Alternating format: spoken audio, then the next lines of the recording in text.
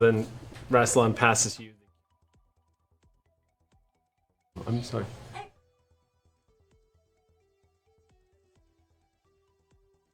Very sorry about last episode. Terrible mistake. It's all okay. Forgive all the blessings. Great. And that's the game, guys. That was a great show. Thank you so much. He won! He won, Doctor! Again, for any new viewers, y'all are like, well, that was great. I do not forgive. The doctor is like, nope. So welcome back to another episode of TBD RPG, where we determined what we were playing about 5 months ago now. So we are wrapping up the Doctor Who campaign. We are, after today, actually I think there's 3 games left after today, or maybe today is the third game. Is it 2? 2 days, 2 game sessions left after this one. So it's gonna be these opening intros for the next couple of episodes are probably gonna be like, hey guys, I love y'all so much. So we'll just we'll have to grin and bear it. So anybody who's just tuning in for the first time, going, what the f? There's gonna be a lot of love being patched out. So I highly recommend, like, if you need. I was gonna say skip your Xanax that day, but I just realized I'm not gonna say that on live stream ever. Please take medication as advised by your physician. Please, yes, be responsible. If someone's giving you antidepressants, take them, for God's sakes. We're going to move off awkward subjects before I get in trouble and move into today's game. So, does anybody have any announcements? Anyone other than Sam? Yes, Sam. I'm extra excited. You're extra excited for today? Oh my god! Plot twist! Maybe because should we go ahead and tell the fans what today's episode is going to be, or do you want to? Maybe we should do it. Maybe let's just let them know what to expect. But I have other reasons I'm extra excited. Okay, well, I'm going to tell you guys straight up that today is going to be our Finn Coco episode. Yay! Yes, we've been wanting to do this for a while now, so we're going straight into Finn Coco. So if y'all are at home, the reason why I felt like it was kind of necessary to tell you all that at the top of the episode is because I'm sure right now people watching who are longtime fans of the show are looking at the show going, why is Gina and Sam, why are they sitting at other tables? Like, what happened? We used to do that. I know, it's really hard. Yeah, and you know, it's funny, I just heard chat, they were talking the other day about how they would go back and watch some of the earlier episodes and how freaking weird it is to see you two sitting at other tables. Like, no one likes it. They're like, I don't like it. Well, welcome back to the discomfort zone. Let's move into any other announcements. Jody? It was just announced. I saw on Nerdist about the new Alpha lineup, and one of those is the second season of Roundtable, and I am one of the comic creators who is going to be appearing on Yes, that. indeed. There will be a Roundtable season 2. It's pretty wacky. Jody and a bunch of other incredible professionals talking about what they do in the world of comics. Yeah, I hope we can announce that. I feel like we can. It was. We were tweeting the heck out of it. So If it's wrong, it's Nerdist's fault because they put it in their article. Yeah. Right So there. yeah. So yes. And Start fights also with my friends at Nerdist who are the right first trade for Mother Panic came out this week, so if you've been wanting to read that and have been waiting for a trade collection to come along, you can pick that up now. It has issues 1 through 6 in it. Right on. That was pretty rad, the filming of Roundtable Season 2, because we got to see all sorts of amazing comic book creators walking around. And I got to hang with Curtis Weeb again, which is cool, because I'm a big fan of Rat Queens. I'm a huge fan of his, and he came in too, so that was pretty rad. Although it was kind of surreal walking through and then seeing Gail Simone walk by. I was like, okay, that was Gail Simone. Pretty rad. That feeling doesn't go away. Yeah. I might have shown up and watched some episodes I wasn't in being taped because it was really cool. I was early to my fitting. You know what? I was just super early. It's fun watching. 2 days It's fun early. watching like comic book like the higher, like the echelon, like the comic book creators that you want to go get autographs from. It's fun watching those comic book creators want autographs from other comic book creators. You know what I mean? So to speak. But it's like it's funny because Jody, you're a significant. You're kind of a big deal. I didn't want to tell you this. You're kind of a big deal. A big deal. You're kind of a big deal, and it's adorable watching Jody freak out over everybody else. I'm like, what? I have to talk with Marv Wolfman? What? But everyone else is I'm like, gonna oh, put a that's kibosh Jody. on the specifics. of who's in what episode and what we're talking about. Yep. Because it's going to be amazing. I was in this studio with Marv You Wolfman sure and were. talked to him. This and is it just a was day of faux crazy. pas on camera. We're just like, it's going to announce everything. It's not a faux pas. I'm just really excited, and I want to join fully in the conversation without ruining it myself, so I'm taking a preemptive step. Okay, that's fair. Because this is one of those things where we would just launch into, and it'd be 20 minutes and the game hadn't started yet, and we'd be talking comics. That And it would never become the Friday Club. You guys are just trying to kill me with all this, where you're like, Deal. we're about to play the game and just bring up comics. For subscribers, you can go back and watch this week's Wednesday Club on VOD, and I go through a comic script and Oh, yeah, that was compare really it to cool. the Joey makes finished all of us comic. cry, like she does. Real quick, do you have any announcements for Wednesday Club, or are y'all just flying by the seat of your pants as usual? I'm waiting to confirm before we go Okay, cool. on next week's, but go back and watch this one. That's my announcement. It was Yeah, really I've always wanted to learn how to delightful. write Thank comic scripts, because that's the one script format that I'm not familiar with. So I need to watch that. We do have some announcements that everything is moving. If you haven't seen the new time slots, you probably Yes, wanna... that was going to be what I was about to say. Okay. We just announced our new time slots for GNS. We are going back to prime time. This is something that we've kind of been wanting to do for a couple of months now. We are the not yet ready to move back to primetime players. Yes. Amy, of course, is going to have a very, very busy Wednesday. Everyone has noticed That'll that. be a change. We're going to just make a cot for Amy in the studio and just like intravenously feed her coffee, and it'll be fine. Speaking of which, and this will be our last announcement, I guess, before we jump into the show, but Shield of Tomorrow is our Star Trek RPG show that is coming up. Just real quick, because it's been announced, I just want to take a moment to explain what that show is going to be for anybody who's not familiar.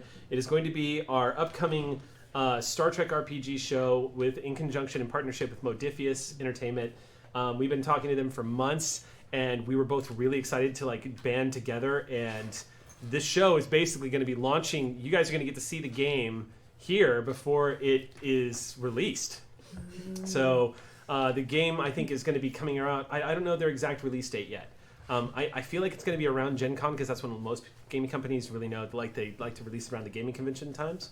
But Modiphius is going to keep us and everybody else up to date on when the official release date is. I know that they're taking pre-orders right now for the game. But they're going to be sending us all the stuff. But yeah, you'll be able to watch it here. We're going to be the flagship show for the Star Trek RPG. One thing that will not change, though, is the game. It's our gaming style itself. So anybody who's tuning in now, I just want to let you know, because there's a lot of hardcore Star Trek fans out there.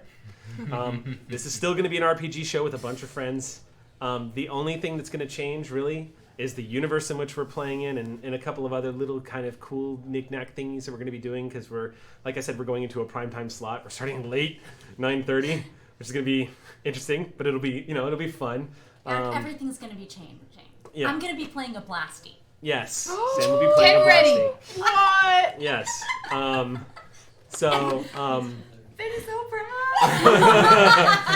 Sam will be playing a Blasty. But for the most part, it's still going to be a bunch of friends loving the hell out of Star Trek. And Gina and Jody will definitely be making appearances. I would love to have you jump into Star Trek from time, because I know you're a fan of Star Trek as well. And on that note, happy Captain Picard Day, everybody. Yay! Today is Captain Picard Day. Why don't we have tea? I know. Why does it be Earl Grey everywhere? I kind of have tea. So more details on Shield of Tomorrow will be coming out soon. But I'm really happy because we're really throwing a lot of effort into it, and it's going to be a lot of fun. It's a brand new system. It's the Modiphius D20 system, 2D20 system, and I'm getting through the core book right now, and it's so damn pretty. Real quick, not to give too much away, but I doubt anyone's going to hear this, but I do want to go ahead, and this is going to be very cryptic, but I do want to give a very special thanks to CBS. Because they have been working with us as well to give us the thumbs up on some of the stuff that we want to do for the show. So thank you, CBS. They have been surprisingly cool as hell. They're like, oh, you're going to play Star Trek? Yeah, that's cool. Go play Star Trek. It's kind of like, it's great. So thanks for that. All right. I think Eric is hitting on CBS. I know. don't know how to I'm do totally. it. Oh, yeah. So anyway. It's official. official. I ship it. You Starship it? I started. Oh, man. Man, you're coming for my story point. Somewhere in New York City, Darren DePaul is beaming with pride right now. You see, Darren, why were... On that note, What? we are jumping back in to the moment we left off. which for those, let's do the quick game recap. We're jumping back into the game. Are we? Yeah, we are. Yeah. No, don't worry. I got you. That makes me. It is a way Finn more Coco nervous. episode, but it's got to get to the Finn Coco episode. Dun dun dun. Yes. I wasn't prepared to start with sadness. Yeah. No, you're gonna start with sadness today. In fact, yeah. It's, Oh my god! Don't. So what? anyway, Just start. Oh my goodness. so last, the terror is making them giggle. It's a horrified giggle. So last week's episode was not cheery and happy at all. You guys were going to stage the bank heist, not to actually steal anything from the bank, but A little bit. Well, a little bit. a little bit. So there was a huge rip in space-time. It's the last one, supposedly, at least the last one that's actually unable to heal itself. It's huge. It is altering space-time around it. Are you proud that I didn't use massive? Is that why you're giving me that look? I was hoping you would. Oh. I'm on team I like it when you use I'm it. also on team It's I like massive rip in space-time. I'm fine with the word massive. I don't know why you think I'm like judging or I don't know. Because I know Jody you, turns Jody. to her tally sheet of exactly how many times it's happened. Yeah, it's going to be like an episode of The Silence, except for you're just marking down every time I say massive. Calm down, Amy. There's not one behind you, I promise. Not yet. So you can always tell when we're hesitant to get into an emotional scene because we're dragging it out. So the bank vaults that you all jumped into is at the center of the planet. You had spent a better part of last game staging this thing and coming up with a brilliant plan to get in and get the hell out and close up this rip in space-time. The idea was to teleport in, get what you needed to get, close up the vault, and get the hell out before security was able to arrive. You were going to try to get the TARDIS in there. There was a whole evacuation plan. Everything had been set up beautifully. It did not, of course, go that way. A few things went a little off the rails. One of the things that was really kind of suspicious, as you all began to realize by the time you reached the teleporter to get to the center of this vault, was that most of the guards had fled, and that none of them were actually attempting to stop you or protect the vault in any way. Now, in the chaos, I'm guessing this was assumed just because all hell had broken loose, and they were either running for their lives or they were trying to find the perpetrators. Cillian began to suspect something was going down, though, the moment you guys got to the teleporter, because it had just been way too easy. Your suspicions were confirmed when you reached the inside of the vault. You were there to close the gap, but also to retrieve an alien that apparently is one of the most beautiful creatures in the universe. Yeah. Eulokia, who is been you as part of your agreement to retreat, to be able to have access to this vault and the blueprints and everything you needed to plan this whole thing. You needed to retrieve this creature and return her essentially to indentured servitude, supposedly, or enslavement, or just as a piece of property. It was a very not cool arrangement that you were being forced into, certainly against everything the Doctor stands for. But I'm guessing you all had a plan for that. Unfortunately, things, like I said, got thrown into the rails. This is not this week's notes. This is Leviathan. Hi, Leviathan. It's a big space whale note. Oh, hi. Here we go. Big boat gets eaten by a whale. Yes. And Bank vault was a whale the whole time. wow, I should really learn to clean out my gaming The notes. entire universe is inside of Leviathan. Okay, I mean, I can't say Here we how go. many times you assume there we go. You're always still technically inside the There's whale. a bigger There's a Leviathan. bigger There's an even bigger There's Leviathan. There's a bigger whale. Whales all the that way has- up. all the way. So It's a rushing the halls of reaching whales. the inside of the vault, you encountered the Paradox Rip. It was doing what they have been doing lately, fearing that there might be some consequences to closing this thing, because you have since learned that upon healing these rips in space-time, that this universe has begun to right itself back the way it was before you arrived here, which means certain people that you have become familiar with again, Doctor, have suddenly vanished. Most notably Sarah Jane, one of your oldest and dearest human friends, has vanished, and has been replaced by Kate Lethbridge Stewart, is back in control of UNIT in this universe. But you really don't have much of a choice. It's heal the universe or everyone perishes. So upon stepping forward and starting to close this rift, Velig, who was upstairs in the lobby, keeping his eye out for everyone, was confronted by 20 temporal guard and the big bad himself, Rassilon, the Lord President of Gallifrey, and the archenemy of the Doctor, and the architect of everything you have all been fighting against since you've come to know each other. All of the horrors that have been visited upon all of the races and people you have known and loved begin and end with this man. And it didn't stop there. He strode into the lobby, and Velig passionately declared that he should change his life choices because Velig had learned a thing or two from his travels with the Doctor. And instead of reaching for a weapon, he stood and stared down 20 TGs and Rassilon himself and was executed. Why you gotta bring that up again, man? Where we left off was Rassilon appearing in the vault before all of you. Velig's still in his suit. That fine suit that he started to wear, that tweed suit. He's lying face down on the ground with smoke streaming up from his back from the countless number of blasts he's taken through his body from the temporal guard. In front of you are 20 completely vacant-looking temporal guardsmen and one Lord President. They're set in a firing squad formation. Behind you is a rip in space-time. Around you are sealed metal doors that lead to cells going nowhere. The only way out of this is through 20 of the most deadly enemies that the universe has known. And that is where we begin today's game. With Rassilon standing before you, greeting you, "Hello, Doctor," and the corpse of your companion at your feet. There are 20 temporal guards. Their weapons are drawn off to the sides. They're waiting for the order.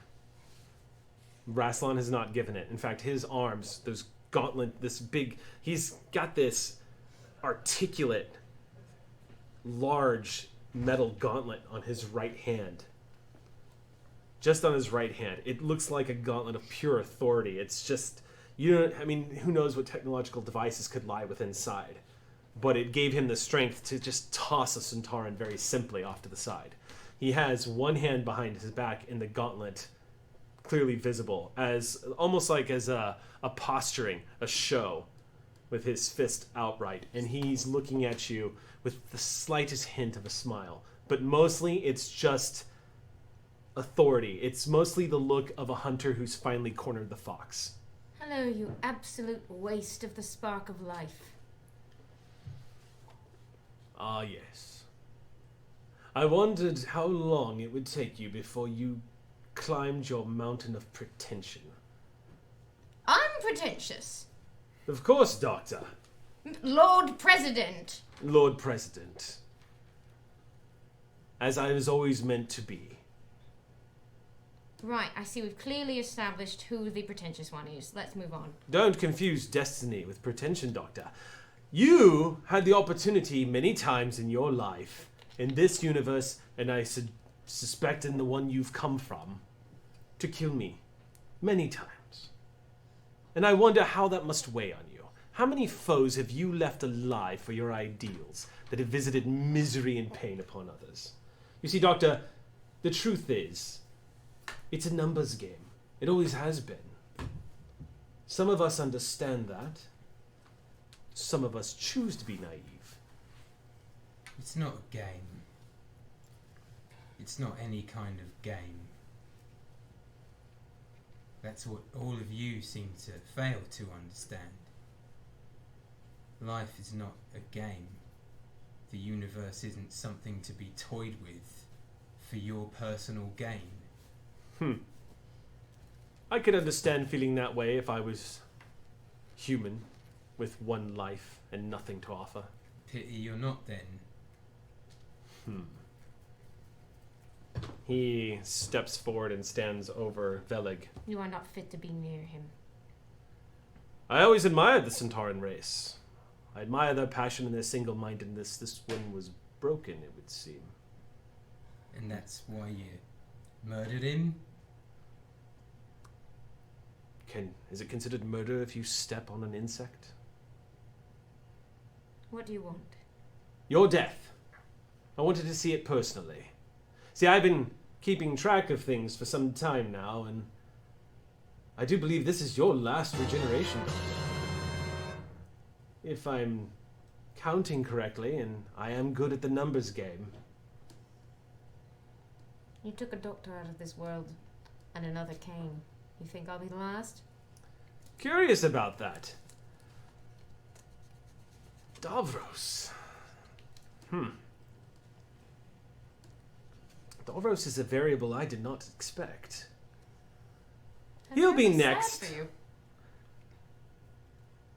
I'll add him to the growing list of my enemies who have died.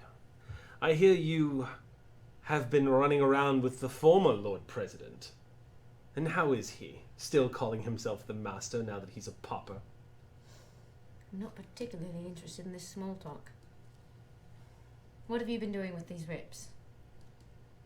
Well, I should think it's obvious. You created them. In another universe.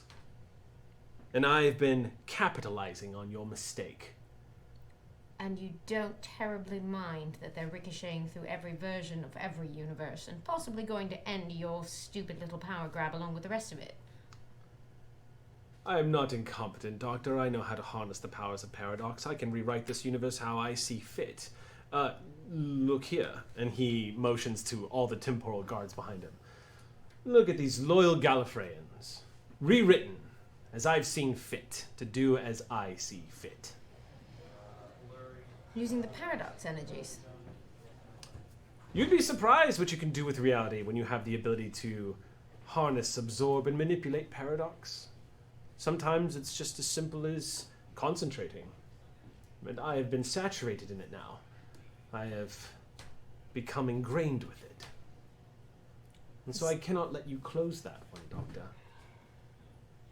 For someone who's been stealing the lives of other Time Lords to be immortal, you think you'd be able to feel how wrong the universe feels right now. It's dying. Dying, but it will be reborn as I see fit. And I don't steal Time Lords' lives. I conquer them. You harvest them. Harvest. I'm fine with harvest.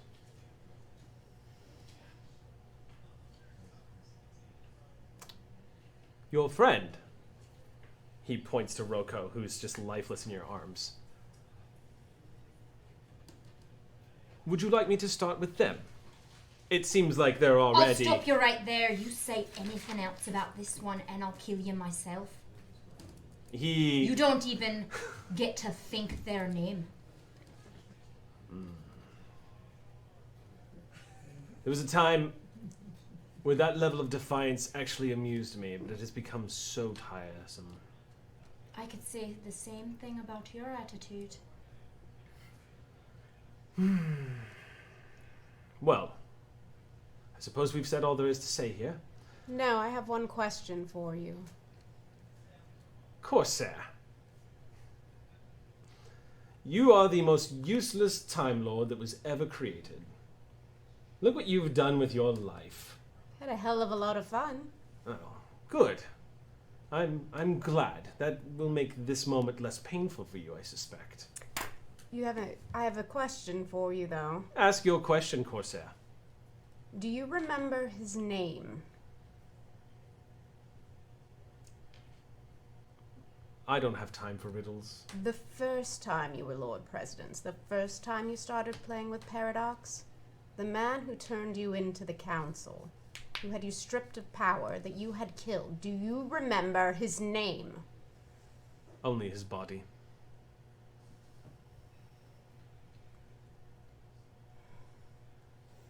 Sort of glance back at the doctor. Someone has to do something stupid, I think.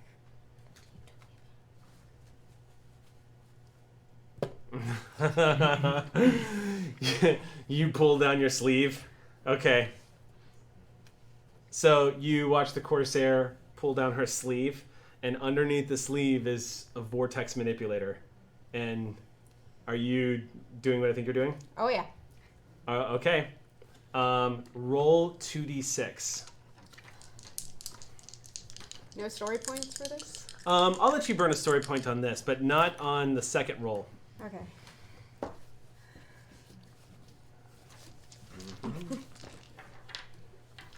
I gotta coffee up for this one.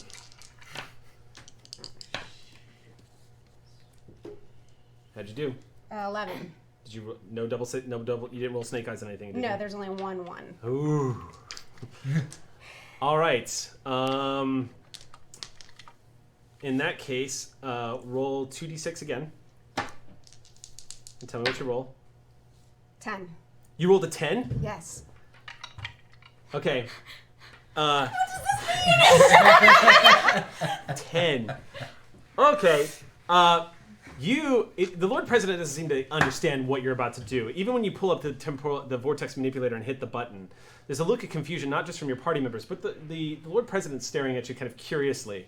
And when you watch the Corsair hit the button, you hear a familiar sound that you've heard from TGs before. You hear this, and you watch the Corsair go and scatter into 10 Corsairs from different points in time. And each of them is equipped. You see various versions of yourself from throughout this adventure. And from before you have met. All of you just pulling out. I would say I'm going to roll... Okay. 6 of you are from recent blinks in existence. So 6 of you are equipped with the exact same equipment that you have now. A few of you don't have guns at all. But you watch as a few of the other Corsairs toss one of their guns to one of the other Corsairs, Yes. and they all just like, the Lord President goes, stop her! And then the TGs pull their guns up. But you've got the initiative here. So Yes, and I have fast reflexes. So, also want to point out though that my shield is still up on all of us. yeah, Just saying. am I behind? I'm not behind her shield though. I don't think.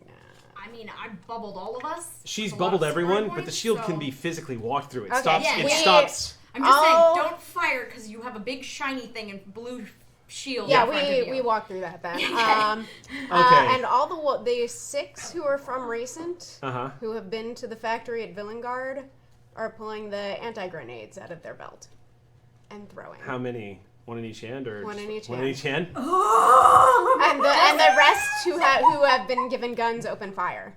Okay. Pure chaos erupts Yeah! suddenly as the Corsairs pull grenades off their belt. Anti-grenades. A They total of implode 12. rather They than implode explode. instead. So you watch the Corsairs scatter. It's like watching the Agent Smith battle. You watch a bunch of Corsairs scatter in different directions, and the TGs, instead of focus firing on all of you, begin to open fire in different directions all at once. And the Lord President immediately leaps back behind a few TGs. Jody, I'm going to need you to tell me what your... since you're jumping outside of this force field, Yes. I need you You to... have to roll 10 initiatives? No, it's And Doctor Who. There's no roll for initiative. and you have quick reflexes, yeah? Yep. She's just fighting. Right. Ain't no talkers in this action. First? Okay, one sec. He said she got the drop on it. Roll. Do me a favor. Just so I can. What is your coordination skill? My coordination is 6. Okay, you're gonna go first. All right. All right. Get him! So there are 10 of you with coordinations of 6. So every Corsair is going to act first in this combat round. You'll just need to tell me, is there basically just a hail of grenades being thrown into a pile of 12 TGs? grenades, 4 blasters firing. Okay. I'm not going to have you roll for the grenades because that's not really a roll at this close range. I am going to have you do some general rolling here for me for the blasters you're firing. Okay. So to keep this from being pure chaos, I'm just going to go ahead. Since they're flanking, there's no one in a particular strategic position, so we're not going to single them out. We're just going to go by number so that we can keep this, cinematic and also without devolving into, like, trying to keep track of everyone that's being shot. So I need you to just go ahead and make your marksman rolls. It's going to be coordination and marksman. Can I spend a story point on? Do I need to spend a story point for each of the Time Lords if I want to add to that roll? I tell you what. Okay. If you spend 5 story points, how many do you have? 5. Okay.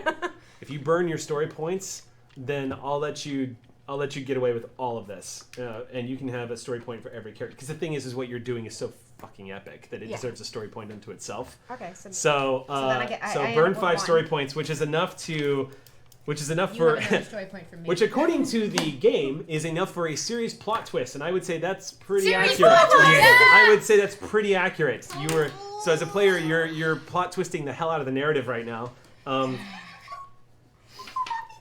Go ahead and make your roll. So spending the story points get me the 2 extra dice, or for this Yeah, or they're gonna not? get you the 2 extra dice, but we're gonna do just roll once. I'm gonna apply it because all of your time duplicates are basically gonna be on the same stream. 22. Okay.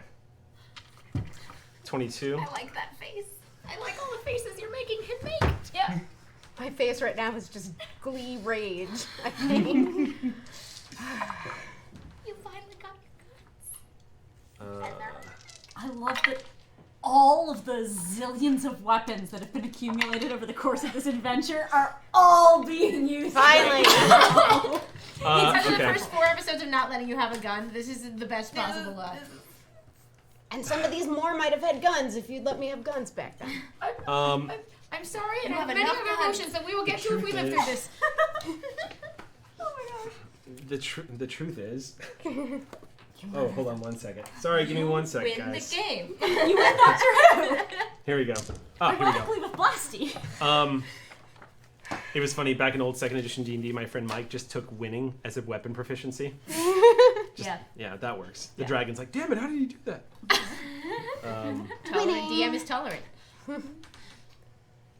Was that friend named Taliesin by chance? Okay, there's really... With 5 story points and 12 grenades, there's really not a lot of mechanics that's going to help me here. I can tell you this, that you got a surprise on them. And first of all, because they didn't know you had one of those. And you also got initiative. And you're also using area of effect weapons at close range in clusters. So what happens is you'll watch as the TGs immediately tactically assume positions as they all drop. Totally, it looks like even though they were caught by surprise, it looks like they're so programmed like soldiers that they react with terrifying efficiency and preparing for an assault on both sides. But they were not expecting all of this to happen at the exact same moment as time links together through all of these duplicates. So what happens is the first rounds of grenades go towards them in the center, which causes a few of them to flank out where the other grenades go in. And you all watch as some of these grenades, as they begin to detonate, there's this weird muted popping sound as they pop in the middle of space-time and cause an implosion in the gravitonic forces around them. So you watch as TGs, it's almost like somebody removed the physics in a video game. It's like watching characters suddenly fly in different directions, and all 20 of these TGs are starting to get sheared and blasted to hell as the grenades begin to go off. I need to make... Okay, so 2 more things happen, is all hell has broken loose. There's so much noise in here that everyone's ears are starting to ring. A few of you are having to look away from the bright flashes of these grenades detonating in midair, and TG's being pulled into an imploding grenade, then blasted forward into an imploding grenade, and then blasted away.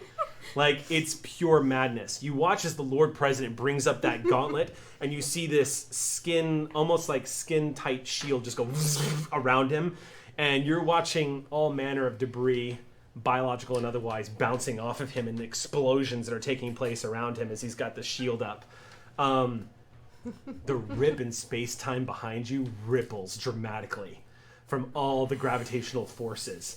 And you watch as all of this is happening. There's no other way to describe it except for pure chaos. Because of all these grenades going off, you watch as the entire room ripples like an ocean wave. Just and you watch as some of the walls turn into flesh, and some of them turn into stone, and some of them just open into the vacuum of space and then seal again. Like they're like pure, like the universe begins to break apart around all of you. And you hear blaring alarms go off as the entire facility begins to rumble and collapse. You see the end of the jail cell start going, and then immediately the alarms going off as the structural integrity of this place, which was keeping it intact at the center of a planet, begins to give way. And almost immediately the temperature core in the entire room begins to rise. And that's when the power goes out. And you're all in this pure chaos, and all you're seeing is flashes and blinks of light as the emergency power is fighting to come back on. Explosions and this groan as if the universe itself is in the middle of its death throes. All the explosions, and you can almost hear the screams of rage from the Lord President. And the Corsairs are laughing, all of them. Yeah. Imagine that scene in Inglourious Bastards at the movie theater and the laughter. It's kind of like that, where it's just complete madness and the murderous laughter of a woman who's taking revenge, who's probably been waiting. I can only imagine for how long the Corsair's been waiting for this. Yeah. So make one more 2d6 roll, Jody.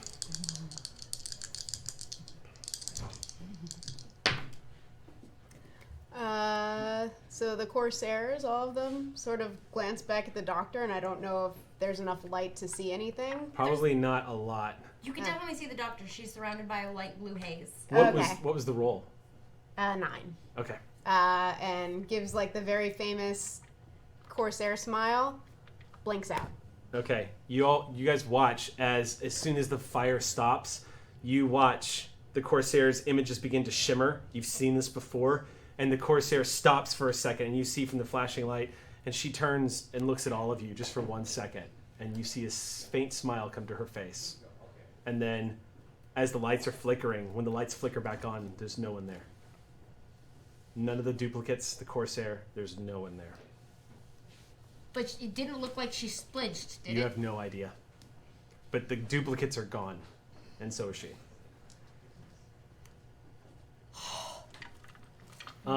And then, as you're like, you watch Rassilon. He gives you a look. You see him. He's glowing in the middle of this darkness as this place is beginning to implode on itself. And he just gives you the slightest look of defiance. It almost looks like it. This will give you a level of understanding of Rassilon's intellect. But despite everything, despite the fact that the world is coming down around him, he gives you a look almost like he knows he's going to see you again. And he just stares at you and presses a button on the gauntlet and goes zzz, and vanishes. And the world goes caves in a little bit more. The Paradox Rip is still waiting to be closed. Right. Corsair? Doctor, I will tell you that if this place collapses without you closing it, you'll have no way to access that rip again. Unless you want to teleport into the core of a planet and try to do this without the protection of a facility around you. Doctor, the Corsair's gone. We have more important things to think about right now. I was just in case she was hiding. That was all the prey is later. Close the rip. right. How is Roko? We need help. They're not here. I don't know. Do I need the Sonic to close this? You focus on the rip, please. You got it. I hand you the Sonic. Scan for other life forms who might need to get out of here with us. What are you going to do? She said focus on the rift. What are you doing? I'm going to move over to it. I'm going to move closer to it. You standing in front of a human being. You're standing in front of a rip in space and time.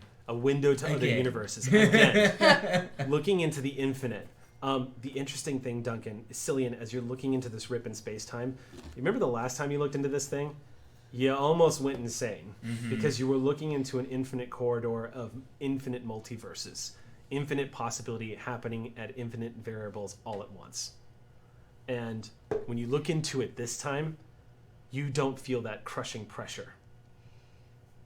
When you look into it this time, there's this weird confidence that you've got this, that you understand this. And as she hands you the sonic screwdriver, you see as Cillian goes and stands in front of this thing, you watch the paradox meter on this just leap suddenly.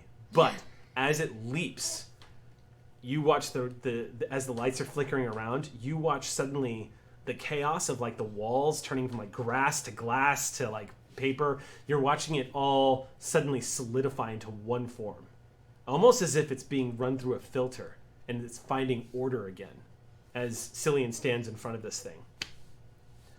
What are you going to do? I know there's a lot going on right now, but I think you can do what Rassilon does. I don't know how. I'm just standing here and staring into this thing like I'm staring it down, but I don't know what I'm doing. I don't know how I'm doing this. I don't think I just know that I can. I know you can too. Keep up. I will say that You definitely can. what you're doing right now, being able to look into this, you're not going mad. It's not closing though. It hasn't. It's not shrinking or anything as you're standing in front of it. Kind of stabilizing or something. It's like when you come to stand in front of it, the world around you kind of finds meaning, so to speak. It finds an order. It stops for a moment, like running water through a water filter kind of deal. So all of a sudden, there's a little less randomness, and now it's sort of going. It's almost like it's being filtered through the mind of a being that requires structure. Imagine it's smaller. Imagine it.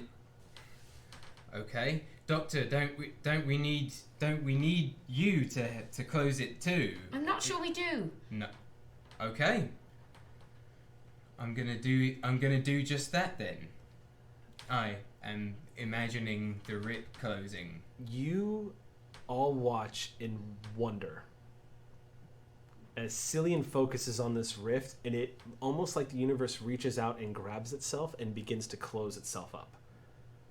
You see the rift just starts to, like, tendrils of reality in a way you've never seen before. In the past, the Doctor focusing on it has caused it to slowly shrink down and shrink down and shrink down. But as Cillian decides to focus on this thing and apply himself to it, the universe responds completely. And you watch suddenly as Paradox begins to glow around Cillian, and sure enough, the rift begins to close rapidly. And it's gone. In a matter of moments, 200 feet of rip in space-time seals up. And it's Cillian. Well, I wish I had known that before. There's a learning curve. Scanning for life. Scanning for life? Scanning for life. There's no one else in this facility. How? Not even any other prisoners. There are no prisoners here. How the hell did I just do that? It's starting to occur to you, Finn, this was a death trap. You don't know if your boy knew it was a death trap or not. Your impressions are he probably didn't because of how adamantly he wanted what was in here. But this is clearly a death trap. And the power in this place is off. Toss the screwdriver back. Right, well done. So we're going to cut to... Cut to me carrying Rocco and the power is off. What do you mean? There's no teleporting out of here. No, I know. I'm carrying them. You're going to carry them? Okay. You gather Velig up in your arms as you're holding Rocco. Yeah. And it brings it home even more to see this powerful Centaurian lifeless. As you kind of gather him up, he almost cradles into your arm as you kind of pull him forward, but he's in the arms of a friend. And this place is coming apart with no way out. So we've arrived at the teleport pad and it's just out. It's completely powered down. There's no power source. All right. I'm gonna put them down. Shot in the dark, Cillian. Imagine it on. All right, I'll give it a go. I'm I'm imagining power? The power is coming. The power starts to go. Oh my god. It looks like it's struggling to meet your demands. It actually looks like Cillian is. You watch as Cillian focuses, and reality around the power source begins to ripple, like it's responding to what Cillian wants. But you watch as you begin to realize you would probably realize this, Doctor, without a roll, but with the rip gone, suddenly he doesn't have as big of a fuel source anymore. So you watch as Cillian's focusing on this, and the power struggles to come back on against all logic, and it goes and powers off. For the record, I think you're the greatest electrician in the universe. Right, can you just give it one more go? I might be able to help. All right. As he's doing I want to set my arm and almost like jump starting a car. I want to use my arm's electricity as like a jump with what he's doing. You set your arm against it. You begin to channel the power that's left in your cybernetic arm. I'm going to grab Finn's other arm. Everyone I don't know if it will actually do anything. No, it's but okay. It I feels grabbed to your my hand back. human brain like it will. Okay, Duncan, make this is going to be a straight. I'm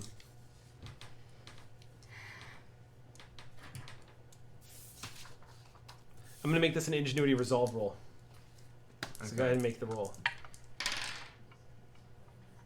11. Okay. Am I rolling anything? No. No? No, you're a battery pack. I'm giving him a bonus. Oh, okay. What does that mean? What success level? Because I've got story points. If I should bump it, I'll bump you it. can bump. Yeah, you can spend a story point to bump it up one success level if you want. Where is? You just burn a story point, so yeah, that's I'm doing it. What you rolled is bad. Yeah. Oh, no. Okay. So if you want to bump it up, I can give you a failure. Oh wow. Okay. Yeah. Yeah, I'll do that. Okay. Holy shit. So he grabs your hand, and Duncan, it's just new to Cillian. You never thought.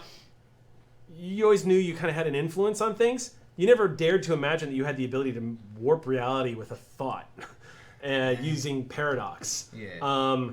But here you go. So you kind of concentrate really hard, and with Finn's channeling the energy, you all watch as it just goes, and then explosion, sparks fly, and you watch as the power cord goes and just shuts down. I think we overdid it. You definitely overdid it. Fair enough. Whoops. Can I reach the TARDIS? Funny you should say that. Cut to Roko. You are the TARDIS. Actually, before that happens, Yes, Finn. no, I just logically I would have put in that moment of realizing we're dead. Mm-hmm. I would have, because we have one more vortex. I have it, right? Yes. I put it on Roko and Okay. send their body back to the TARDIS. Can I do that? You don't know. Oh, is that possible? It's a Hail Mary. There's no way of knowing. Because conceivably the TARDIS should be able to teleport in here, but it has not been able to. We don't know what Roko is, and maybe they can't get back in their body in this room. If I can't reach a signal to the TARDIS, I don't know if we can send someone there.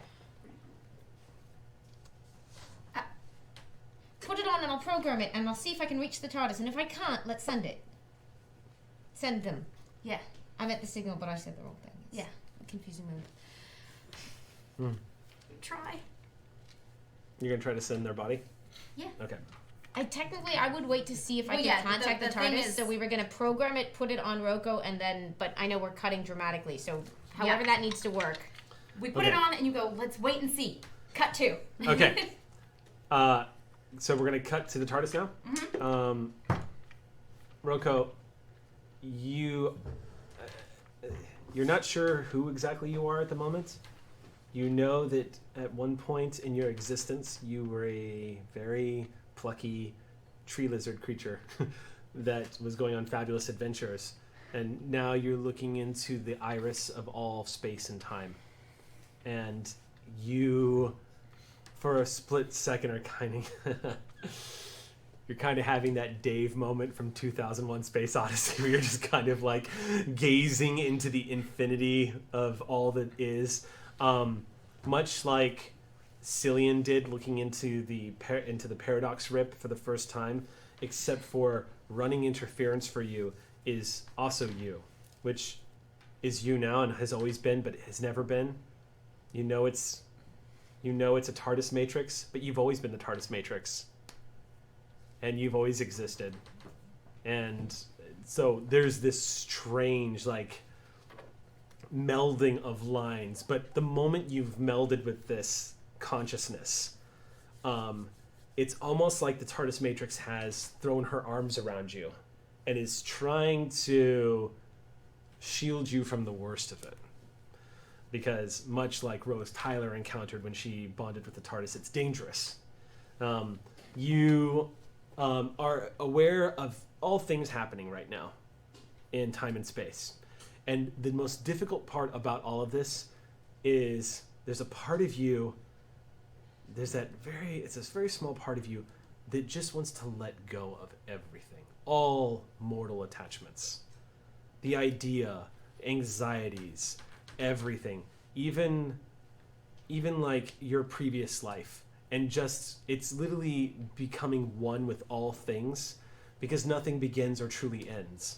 It's all happening all the time in a constant state of construction and deconstruction. Like you're just one. Finn is everything, just as you are everything, just as the Doctor is everything. You have achieved a state of consciousness that has surpassed description of bliss, and are just, the contentment is indescribable. It's just a simple knowledge that all that is simply is. And in the back of your mind, that back of that consciousness of the place where you were born, on Ovokal. But were you born on Ovokal? Were you built by the Time Lords? As you're starting to think back in all of this, you begin to hear the voices. You begin to hear your voice, breathless, maybe a little pained. And then you hear a strange, sweet, familiar Irish accent asking you, "What's your name?" And you hear yourself saying, "Roko, Koko, Koko." And you find Finn and the Doctor at the center of this planet, gazing out over the universe. You find that point in time where they are right now. And finding that point of time, looking at it, it's almost disorienting because you see the planet's destruction. You see everyone's death. You see everyone's birth. You see, when that solar system formed, you see the gaseous nebulae creating solid objects and water finally coming to this planet. You see the birth of the race that lives there now, its fall, its rise. And then, again, you hear, "Well, it's nice to meet you." And Finn, you find her again. And as you're trying, Doctor, you're staring at your sonic screwdriver. It's not working. It's not activated. This explosion has completely knocked out all power here. And it's starting to occur to you. It's starting to occur to you. This is it. When you hear the grinding, wheezing sound of the TARDIS, it should not be able to come here. It should not have been able to find you or know that you were looking for it. And you all watch as that sweet blue door appears in front of all of you with a bright light behind the words "police box," as it grinds into existence right in front of your faces. And the door goes and opens. And if we had licensed music from the BBC, this is where we'd be playing the dun dun dun dun dun dun. So you see the TARDIS, the doors swing open, and you see the inside of the control room. Shall we? Hell yes. Pedal to the metal, Commander. All right, you all rush into the TARDIS.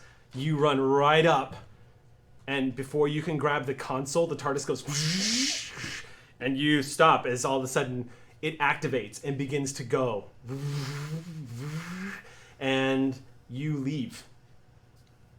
You leave the center of that planet behind. just as this place collapses. Basically comes a ball of steel imploding on itself under the magnitude of gravitational forces being on the planet core, where the density is catastrophic. This place implodes, and the TARDIS is whisked away. Is Rocco alright? I don't know. I set Rocco on the TARDIS chair. That chair. Rocco's completely limp. I know. They just kind of slump back into the chair. I need you to get back in your body. There's no reply. There's no response. Just pat her. Thank you. The TARDIS goes and lands.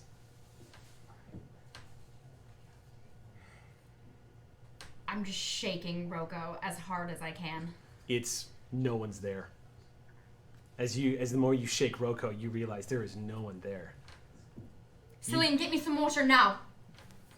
Yes, ma'am. Run over, get some water. Here's the water. Rocco's body, encouragingly enough, absorbs the H2O. Oh, Yep. I'll get some more. You see it splash on their face, and it just kind of sinks into their skin. Sonic, for the heck of it, just did. Sonic is working now, so you just... Rocco's biological functions are activated, but there is no indication of any psychic activity inside Rocco. But they're alive. They're right? For all intents and purposes, Rocco's body does Their live. body's alive. I don't know where their mind is. That's the question, I think, is where? And speaking of where, you trying to tell me something? I suppose I'll check the view screen. You blink. It's the Master's TARDIS. You're right in front of it. Back in Leviathan. You're right in front of the doors leading up to the hillside. And the security system hasn't gone off. Nope. TARDIS landed here. Didn't he disable it before we left last time? I thought they were supposed to put the security back up after we'd gone. That's a point. Perhaps they never did. This is really odd. Why are we here? Let's find out. You open the door, and as you open the door, you realize stepping out, the landscape looks a little different. You're still inside this great whale. It's a much smoother ride than last time. But the door... Didn't Rocco plant some of themselves here? What? Before we left? What are you talking about? Am I remembering this wrong? For real, can I ask you? Am I remembering this wrong? I can tell you that Rocco had a psychic connection with Leviathan. I thought Rocco took a flower from themselves and planted it. I seem to remember that. Before we left. But Doctor, if you want to make I would say this is a ingenuity knowledge roll. Because if 22. Okay. 22. There's a really good possibility that Rocco... There's a really good possibility that one of the reasons why you're here is this became imprinted on Rocco. Leviathan... You never told me about the psychic connection to Leviathan. No. But you, upon the arrival of this, you realize that Rocco did have a connection to this place. Right. And it wasn't really... They never really talked about it. Right. It was pretty private. But you do know that this might be... One of the reasons why you might be here is this might be considered familiar ground or maybe territory. You're not sure. But the TARDIS specifically brought you to this spot. If they were lost, this is a place Rocco might have gone back to, right? I don't know. I just start yelling at the TARDIS. I don't understand. What do you want? Why are we here? I run out the doors and just start screaming for Rocco. Okay. You all watch as Finn is just helpless. You're watching a woman... my mind. You're watching a woman who's used to being able to fight her opponents. And right now, she doesn't know who's keeping Rocco from her. She doesn't know who to punch in the face or who to shoot. She doesn't know what barrier she needs to, what ship she needs to burn. There's no Rassilon, there's nothing. She's screaming and running out the door. And you watch her as you kind of glance down at Roko's body. Roko, you are currently inside. This is week number 3 for you inside the prison on Gallifrey. You sit up a bit in your cell. This place, 4 walls, although that 4th wall does use like an energy field. It's been really rough because they have not acknowledged what your species needs to survive, which is sunlight and water. You've been given water, so as a result, you're very aware as you kind of hold up your hand and look. Every day you're noticing that some of the floor that kind of that kind of organically grows across your skin from time to time, especially when you're healthy, has started to brown and wilt a little bit. And you're becoming aware that you're not sure how much longer you can keep this up. Across from the hallway, as you watch one of these TGs walk by, you sit up and you see in the cell across from you is the only person that you have acquainted yourself with. A young woman that looks like she's been out of time for quite a while now. Also the only person in this prison who had the audacity to try to fight back in hand-to-hand combat against these TGs, while everyone else cowered, and she paid for it. She has what could charitably be described as a bandage over the stump of her left arm. Is it your right arm? It's your left arm. And she's sitting up in her bed for the next day of labor work here at the camp before presumably your executions. As you're sitting up, you've both managed to get to know a few of the prisoners around here. Some of them are not let out of their cells because they're dangerous, which is why it's bewildering what the TGs or the Temporal Guard or Gallifreyans would want with some of them. Some of the people that are being imprisoned here are being kept alive for whatever reason and have been here for ages and are mortal enemies of the Gallifreyans, but they're not being killed. But you guys are on B block, which means you're going to be worked until you can't work anymore, and then you're going to be unceremoniously executed. As you're both sitting up in your cells, Roko, as you're looking across the hallway, Finn, you glance and you see that new acquaintance you've just made, the lizard plant creature. Nothing you've ever seen before. I mean, you were on a ship 3 weeks ago. I mean, you'd had some pretty weird encounters. You saw your first alien. But you, taking all of this in... Yeah, I saw my first alien when I got to Gallifrey, as far as I'm concerned. Right. Yeah.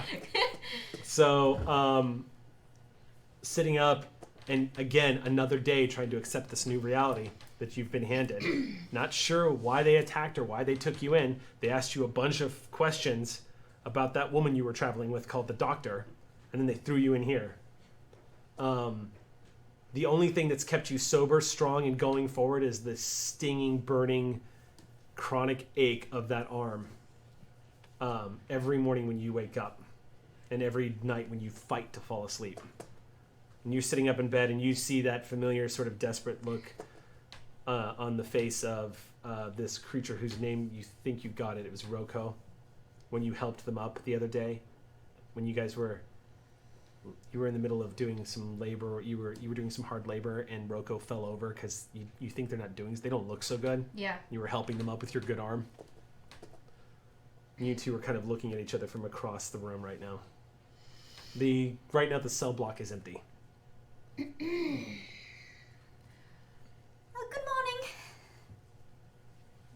Yeah, beautiful morning. Look at all this sun. Gorgeous feast in front of us. I can't wait to start the day. Yes, I'm sure it will be lovely. You alright? You're looking a bit A little bit, you know. Are you alright? I'm fine. How is it this morning?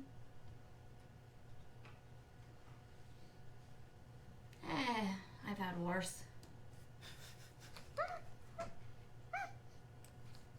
Right. You're thirsty? I got some extra water over here. I didn't drink mine last night. They're giving me plenty of water. That's enough out of you. Take my water. I try to hand it through the bars. Yeah, the energy field that's up, you're able to actually slip your hand through, but you're going to have to try to slide it across the floor. I'm gonna try. Okay, we got a coordination roll. This is going to be, I'm going to say this will be a coordination and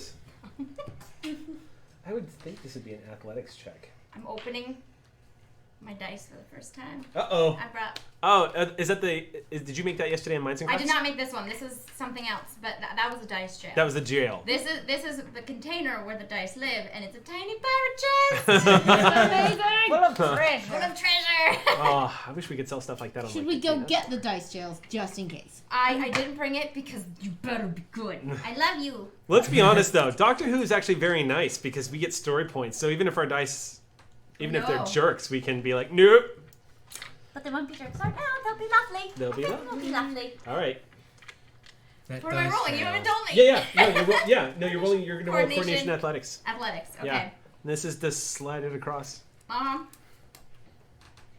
gonna spend a story point just because. Okay. I really want you to have this water.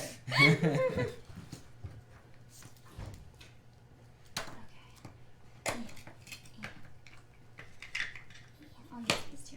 Right. Oh, okay. This is gonna be. Okay.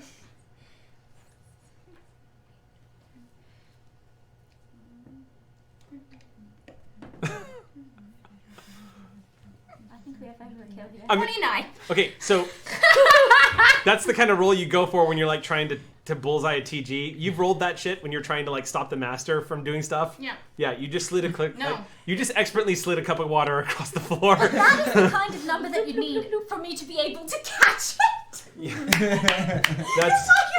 That's the roll you would need to go into Davos's mind and beat the crap out of him. Yeah. But you were sliding water across Sorry, the floor. On the way, the water hits Rassilon. Like Gallifrey explodes. Turns out All right. witch rules apply to Rassilon. No, with that roll, you don't have to catch it. It goes. You watch, kind of amazed, as this cup of water slides across the floor like it's on ice and just comes to a stop right in front of you. You've never seen that before, but it barely sloshes inside the cup. Luckily, my right arm's my good one. You're rather impressive. And that's when you all hear, and the things go red. And the moment you're like, uh-oh, because, Yeah. but you hear explosions going off. What's happening? That sounds like cannonballs. And then you see the energy field go shiver a little bit. Right, get ready. And then you hear shouting. Yes, Finn, your instincts kick in. Yeah. You've seen this before This is not in the a more first time I've 1700s tried kind of to way. escape. Yeah. You stand up. Roko, you're also seeing the and you hear explosions and shouting and then gunfire all over the place. Some of the gunfire sounds like laser pistols, but you hear what sounds like a revolver. It sounds like a gun going off. You hear multiple shouts. You hear some laughter. You hear Gallifreyans shouting, and you hear more bam, bam. A few moments pass, and you watch as and the thing drops. There's no more energy field. It just drops as you're hearing more explosions and gunfire. And then you hear a voice from overhead saying, "All right." You slip out. Yeah, I just start walking out. All right, Get as you ready. slip out, you peek out the door, and you're Yeah. watching a lot of prisoners peeking out the door, like what? Kind of sticking their heads out, and then All right, men. you hear shouting at one of the catwalks overhead. and everyone's kind of glancing up. Standing on the catwalk, about 70 feet up, near a staircase to come down, is a man in a long blue sort of like styled coat. He's got stripes on his shoulders. Looks like he's kind of got some suspenders on. He's holding a revolver in his hand. You see a bunch of people spreading out throughout of him. You see a woman, you get a brief glance of a woman nodding to him, curly red hair, kind of very like strawberry colored. She puts a revolver into a holster and immediately runs out of sight. This man is dashingly handsome. You notice immediately as he kind of, and is just blatantly arrogant looking as he kind of leans up against the railing and smiles as this prison break starts to happen. And that's when you guys, he kind of, you want to come on in? You guys watch as the one and only. Well, welcome, Tilly. Well, that could have gone better. But I like it when it's rough. As you get your first glimpse of a man named Captain Jack Harkness standing on the catwalks as prisoners begin to rush out of their cells. So we'll need Jody and I need you to you're now playing these characters for the jailbreak. You all step out of your cells as you're hearing this. You see a couple of what looks like Gallifreyans that are rushing down, going, go, go, go, come on, come on. Like everyone's, we're getting out of here, let's go, let's go, let's go. And you are standing on top. The jailbreak seems to be going just according to plan. The blueprints are accurate. River did a brilliant job getting this to you. And now everyone's flooding out into the hallways. Ooh, wow. Never seen that before. Oh, hey, are they near me? No, but you do see them both stepping out. They're kind of directly below you, looking up as they've both stepped out. One of them, strange lizard plant creature. If you want to give your character descriptions of how you guys looked right at this particular moment in time, go ahead. I mean, have we been given prison garb? No. You're still dressed as Captain Finn. Mm-hmm. I mean, I prefer that, honestly. Yeah, and your clothes are kind of... I don't care if I smell. You smell, and before. there's a lot of tearing going on, too. You've been doing some hard labor the past 3 with a pretty bad wound. Yeah. Yeah. All right. Well, what you see from me, I guess, is a long, flowy white shirt that I'm assuming is now stained in a lot of my own blood. Very dirty, long, sort of tattery, like bright red hair in a ponytail. No left arm, bandaged up. Okay. Probably a few scars across various parts of her body, and yeah, that's basically. Okay. As Wash would say, warrior woman. Yeah. Yeah. But scrawny, like not like. Where you look at a person and you're like, they look really skinny, and then you see that they're just actually pure muscle. Oh. Yeah. Okay. Okay. Scrawny but strong. Got it. And I see you there, right? Yes, a wilted, lizardy kind of Groot. Oh, that's great. Lizardy kind of Groot. I'm not the first one to make that connection, but Eric, I'm not the last version of Rocco prior to this, so what did Rocco look like?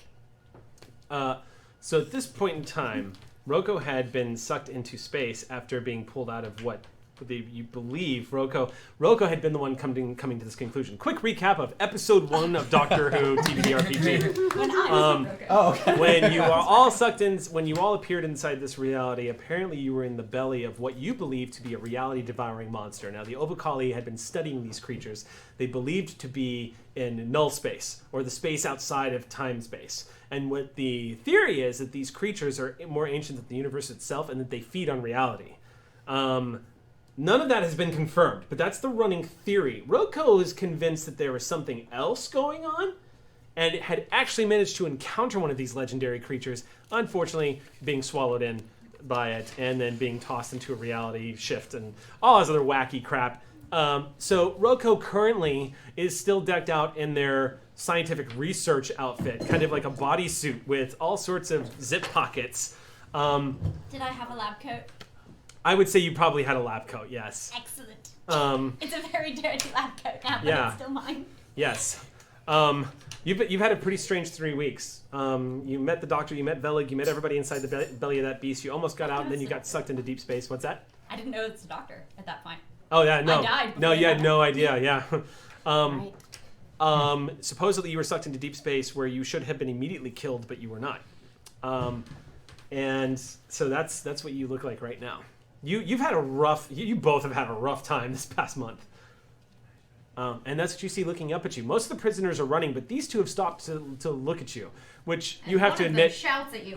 Oi! You gotta go in for us! Wow. A scientist and a pirate. My lucky day. You want a gun? Do I need to repeat myself during a prison break? Sometimes. Hold on. And I jump down. You watch him take this leap. You slam into the deck plates down below. I'm just going to tell everybody straight up. Even if you do not find yourself personally attracted to this man, it's Captain Jack Yeah. Harkness. The swarmness does not go unnoticed. Everything Don't he worry. does. I'm just going to tell you right now, as Eric Campbell, I'm straight as an arrow, and I had a conversation with John Barrowman, and I'm just saying. I'm just saying. A conversation. Absolutely. Yeah. You know, arrows only an fly amazing man. effectively if there's just a little bit of a Yeah. curve to it. A perfectly straight shot does not. I'm just saying. arrow, The so man is straight as an charming as arrow. hell. He really is. Works He- quite well here. It does. He's, by the way, our very own Matt Key. Just quick sidebar, and we're going to continue the action. But our very own Matt Key wrote the dialogue and sketches for an award ceremony that he hosted for the Eisners, I believe. Is that Yes. correct? Oh, wow. Last And year, he- yeah. Interesting nights of my life watching that. Yes, and he convinced. He didn't have to convince. He offered up a sketch where John Barrowman dressed up like Squirrel Girl, and John Barrowman yes. went all in. I love that He picture. and it's amazing. Google the hell out of it. It's unbelievably If wicked you have awesome. not seen John Barrowman dress as Squirrel Girl yet, And his You have not lived. Do It and is his worth it. Zach Brannigan. Anyway, so yes, so the two of you kind of like it's more of just like when you see him just kind of the way his trench coat just flows as he hits the deck. I mean, even if it's not like a damn, it's more of like that's a man. Kind of like all right, I see what's happening here.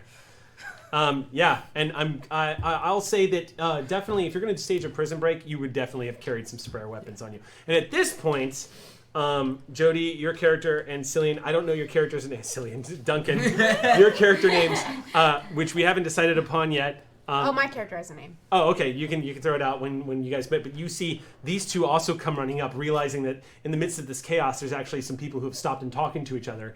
The two of you running out of your cells. You guys have been here for a couple of weeks as well. You see, it looks like maybe the architects of this prison break. Maybe this is the way out. Is through these people. Hold one sec. There's freedom to go wherever with these guys. I gave you right? pretty much a blank character sheet with some stats on it, so you go nuts. Sweet. Go Doctor Hooey. if you want to be an octopus that was captured, a soldiered octopus that like can exist, I mean, you can do it. Like this is Doctor Who. Just go for it. Just whatever you imagine your character is. Okay. Go wacky. Are you here from the Resistance? Something like that. Take one of these. Take this. Doling it out like candy. He hands Rocco a gun. Rocco, you're just looking at this. It's a blasty, Rocco. You said you wanted this? I don't. Has she never used one of these? I just go over and I put it properly in their hand and like put their finger on the trigger and I just that button. Are you ready? It's about to get very loud in here. No, I'm not ready. I'm not even slightly ready. Right? And I just take the gun from them and get behind me. So I'm all not- of the blocks, by the way, all of the lines going down this corridor, real quick, has lights above them to let you know if there's a prisoner in it or not. There's one block that still has a prisoner inside, even though the gate has been deactivated, and it's towards the A block, which is the dangerous, where they keep the dangerous people. And you see the light is flickering a little bit.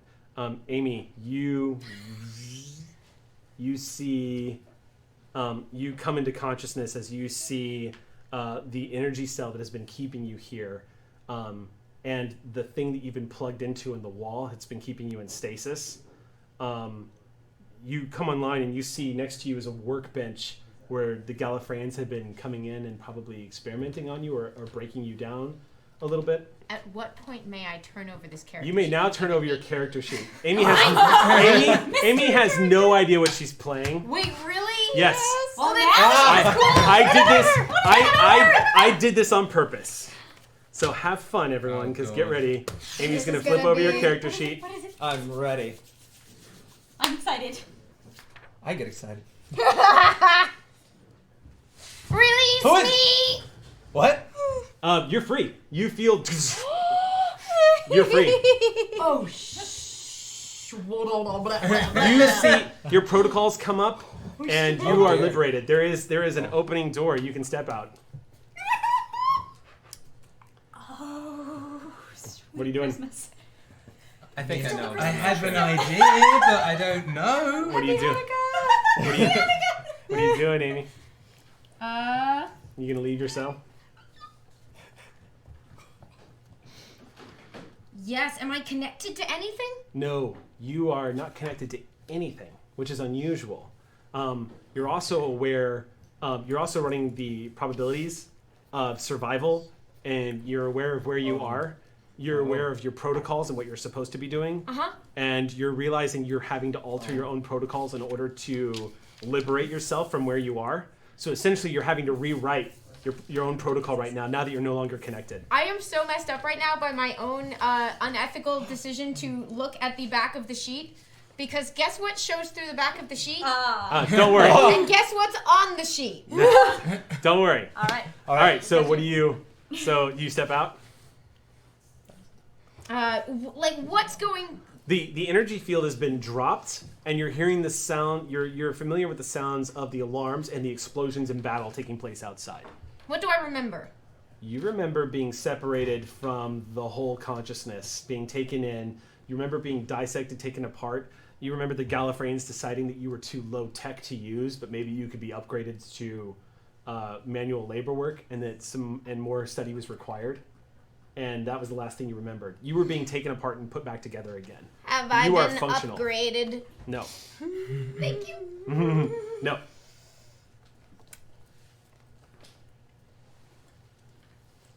But survival instinct, I would say, is definitely kicked in. What's left of it? I must rejoin the others. I look out. Any others like me? So you all look down the hallway, and it's almost like a bizarre comical. But as you're looking down the hallway, you see the head of a Cyberman lean out and look back at all of you. Just yeah, Jack. I was in the process of handing the pistol back because I don't. And I'm just like. So interestingly enough, the Cyberman does not walk out and open fire. It does not walk out and immediately start declaring destruction and death and everything else. Rather, in an unusual move, the Cyberman seems to peek out to see if everything is clear. And now, Roko and Finn, you've never seen anything like this in your lives. Jack, It's a robot. Yeah. Jack, Everyone get behind me! I immediately get behind him. Seven hell is that? And I unsheath my claws for good. yeah, okay. Oh yeah, please describe what. Oh yes, let's describe our characters, Yes. because we now know what Describe Amy Octopus. is. So let's describe what you guys are. I am a cat kind, so much like the Sisters of Plenitude, but I'm not wearing a habit. I'm wearing sort of what looks like also dressed a bit like a scientist with a lab coat. A little bit older, probably middle age for cat kind, and now just after being in the labor camp, just looks like the cat you'd see in the shelter that came off the street immediately, and you'd be like, nope. So. Yeah, just sort of mangy. You're scrappy and cute. Well, I'm a scrappy, cute scientist. And sounds amazing. I am very grumpy. Look, very Finn grumpy. has a type, yeah. And her name is Dr. Sarah Court. Dr. Sarah Court. Yes. Okay. I'm just surrounded by sexiness. I'm a Silurian. Oh, right on. Yeah. And Oh, Oh, wow. you see an almost familiar looking face. There have been a lot of Roko. There has been a lot of evidence to suggest that there might be shared ancestry. You're not entirely sure. Their races have completely separated by now. It's part of my graduate level study in anthropology. Yeah. But you see a Solarian. If y'all are not familiar, Madame Vastra, are y'all familiar with Madame Vastra? Yes. So this reptilian creature. I almost did a Solarian, so I'm glad I didn't. Yes, they're so rad. I just want to say real quick that the Doctor Who RPG has released a supplement to allow you to play in the Victorian age as part of Madame Vastra's investigation. Oh, really? Yes, No. it's pretty rad. So you Why can are play. we doing that You can play game? Doctor Who in the Victorian era as part of Madame Vastra's investigations. So it's pretty rad. There are dude. Real quick, I know we're gonna jump back into the game. But I just want to say, particularly plotting for this game and going through all the supplements to prepare for today, I have discovered there is so much amazing, cool shit that we're not going to get a chance to touch base on. I am so upset. Why would you tell us that? Because I need you to suffer with me. Fast. I went through the Game Master's Guide for like the first time today. I was like, oh well, this would have been handy. So anyway, and on that note, real quick, as we jump back into the game, this weekend, I believe it's this Saturday, is free RPG Day. What? Oh. Yeah. Wait, so what does that mean? it means check drive-through RPG, and I know Modifius is giving away the Conan the Barbarian Age Undreamed Of RPG, which is their take on Conan, and it's the same system that we'll be using for Star Trek. So it's pretty rad.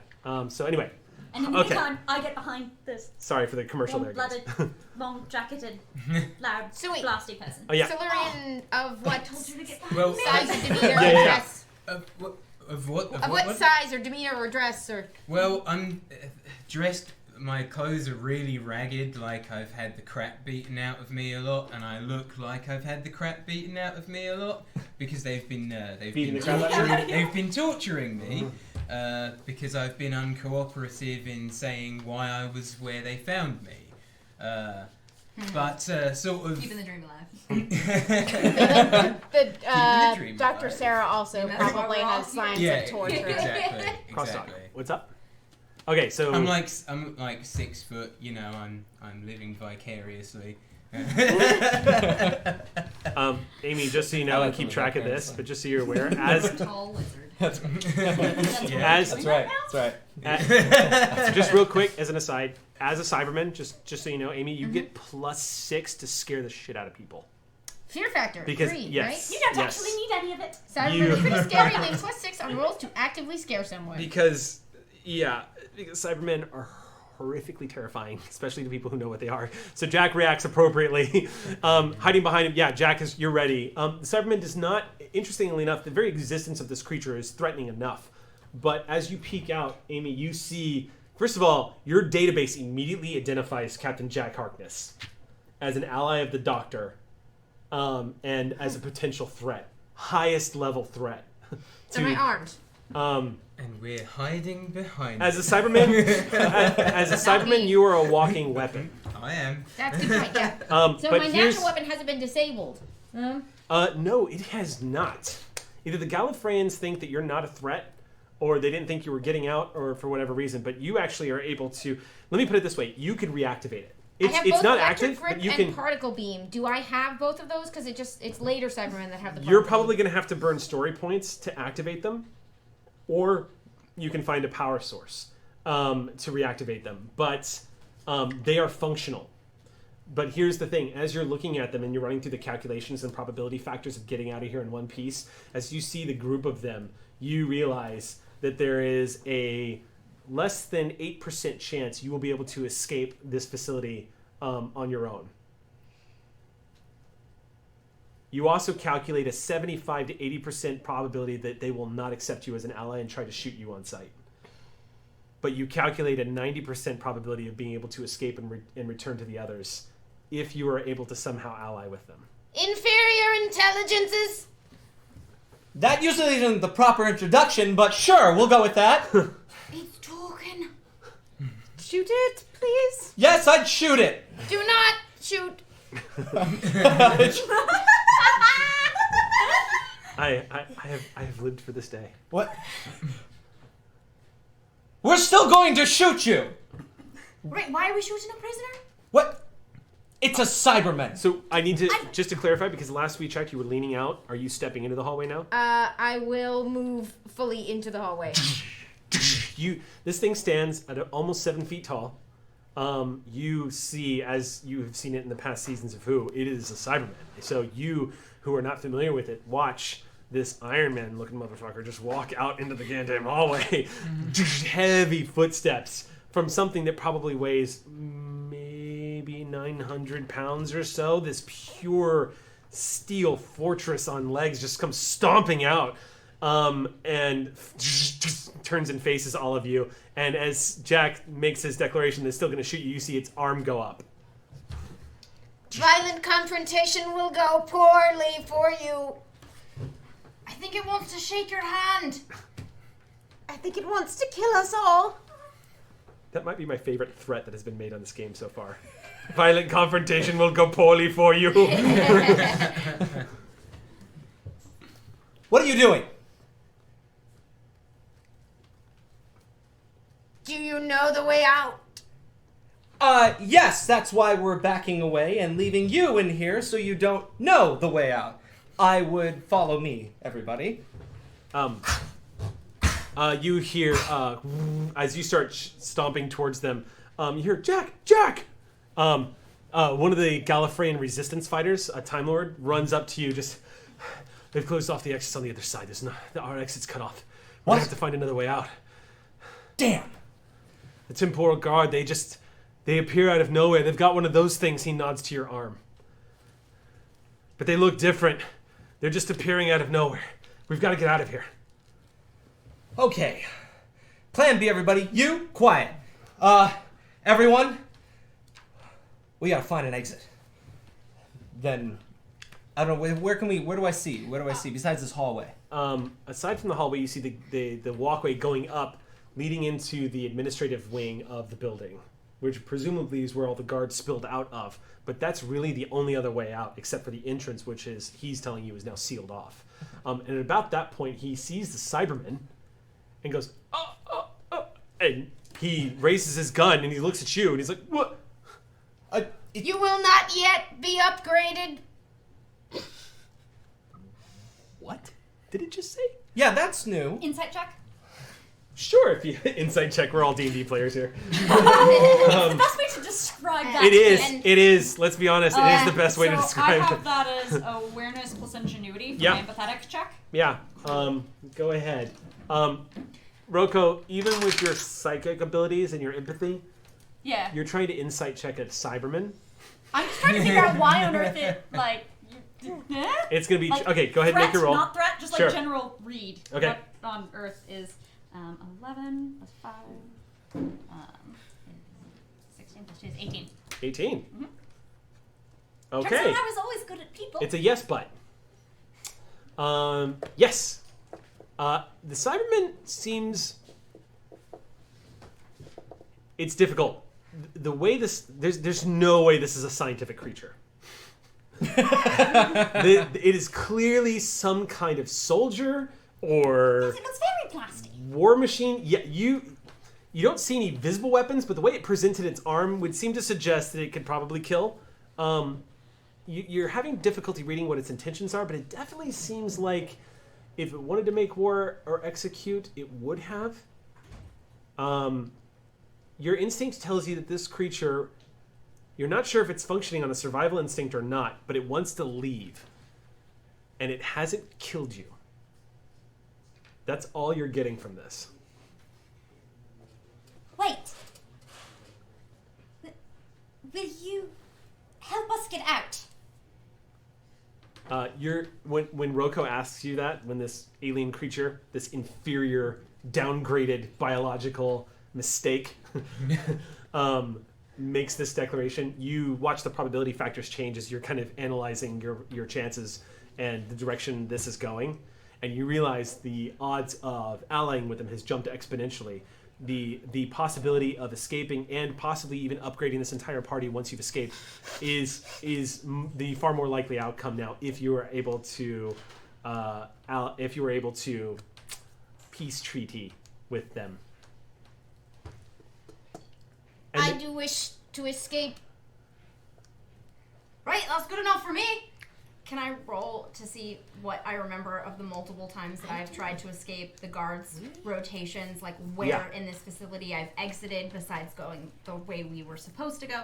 Everything. Sure. Go ahead and make your roll. What is it? This is going to be a knowledge ingenuity check. And Jack, if you want to make your knowledge ingenuity check, meet Dylan, everyone, by the way.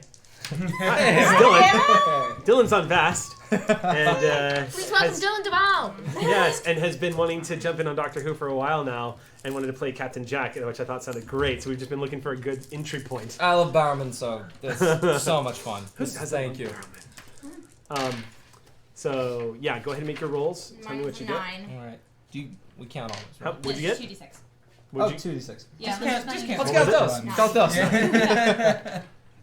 Alright, and then do we add anything? So you roll 2d6, Yep. and then you're going to add the numbers that are next to your ingenuity and the number next to your knowledge. Alright, 10 plus 4 Alright. plus 3, 17. 17. Okay, Jack, you've got a pretty good idea of getting out of here. Finn, unfortunately, you were all, every time you staged an escape, you were always beaten within an inch of your life, and you actually can't. As you're thinking about, like, how did I get out, that you're not sure you can trust what you remember. Tuesday. When they almost knocked that tooth out, where was I? As I'm fiddling with the empty Yeah, you're like, oh, yeah. Oh, you're just a sight right now, aren't you? Unlike the rest of us, we're just like... You've got a basic idea on how to get out of here. You know who would really help you get out of here with their scanning technologies? Who? A Cyberman. Okay. Particularly because if you end up running into Temporal Guard, that is a lethal foe to have on your side. Got it. Yeah. Okay. And just letting everybody know, as weird as this is to say, the Doctor is not here, so kill as many things as you want to kill. It's not very Doctor Who-y, but... Doctor. I see. This is hesitate. I like Yes, I was This is Torchwood. Yeah. So this is gonna end in an orgy. Doesn't it? And lots of And crying. lots of crying. Doesn't is it all? And some dead kids, probably. Probably a lot of dead So we're going to go ahead and pause there because it's 1:45. It's time for our quick break. Break, So- then blasty. Then come back, and you're gonna finally get to watch Amy get blasty as a Cyberman. I've been wanting to do this. I've been wanting to see evil Amy for a while now. So come back soon. We'll be gone for about 10 minutes, and then we're gonna jump back in and do a big stage break, prison break as we finish off our Finn Roko recap episode. Don't take too long. Oh, my. All right.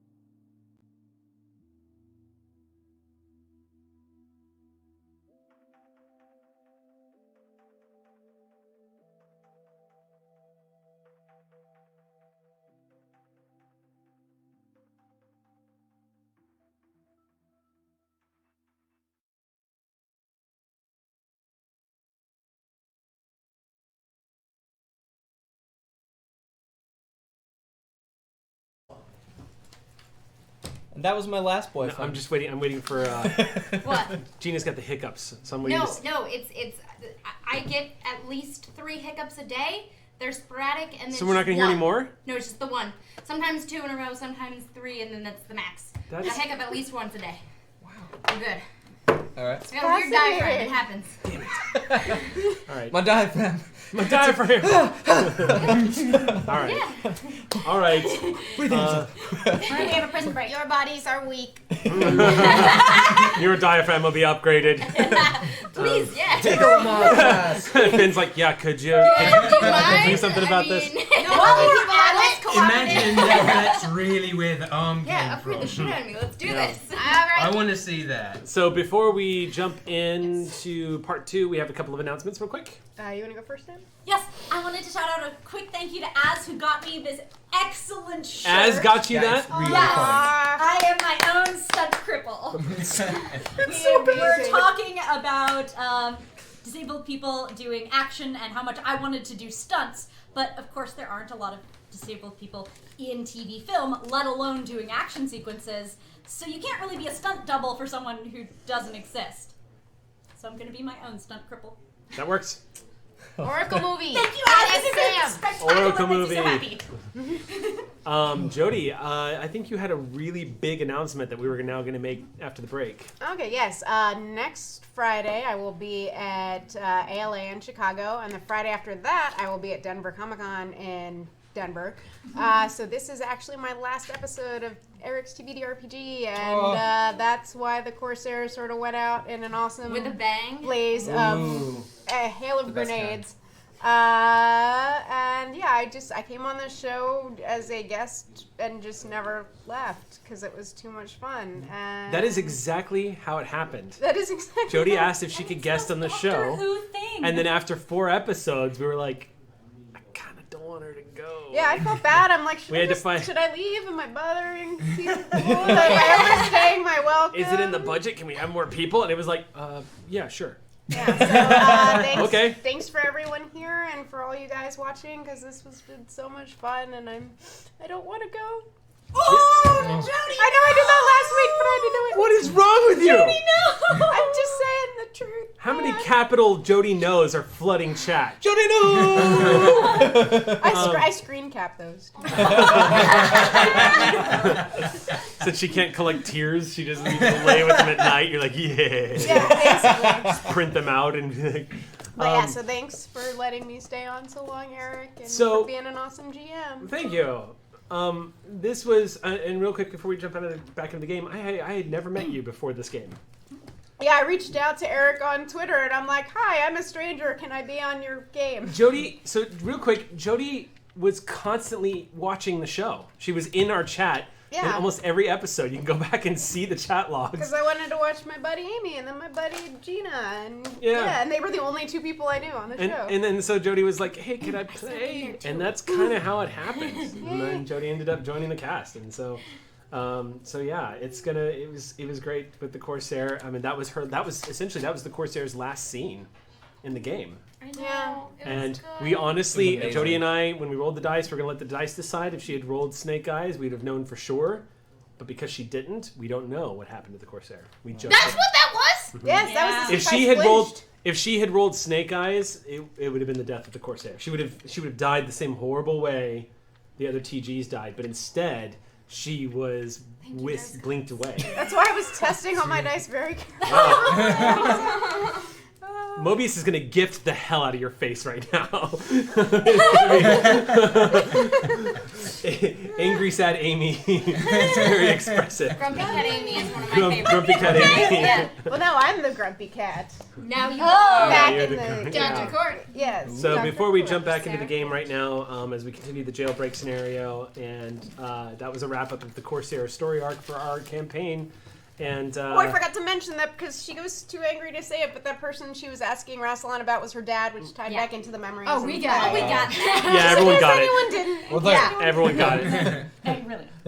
So yeah, so with Perfectly worded. all that being said, let's go ahead and jump into the last part of our episode for today. During the jailbreak, you guys had encountered a Cyberman that was just standing in the hallway and apparently was coming to an accord with you about getting out of one of the most dangerous prison facilities in the galaxy, at least the galaxy.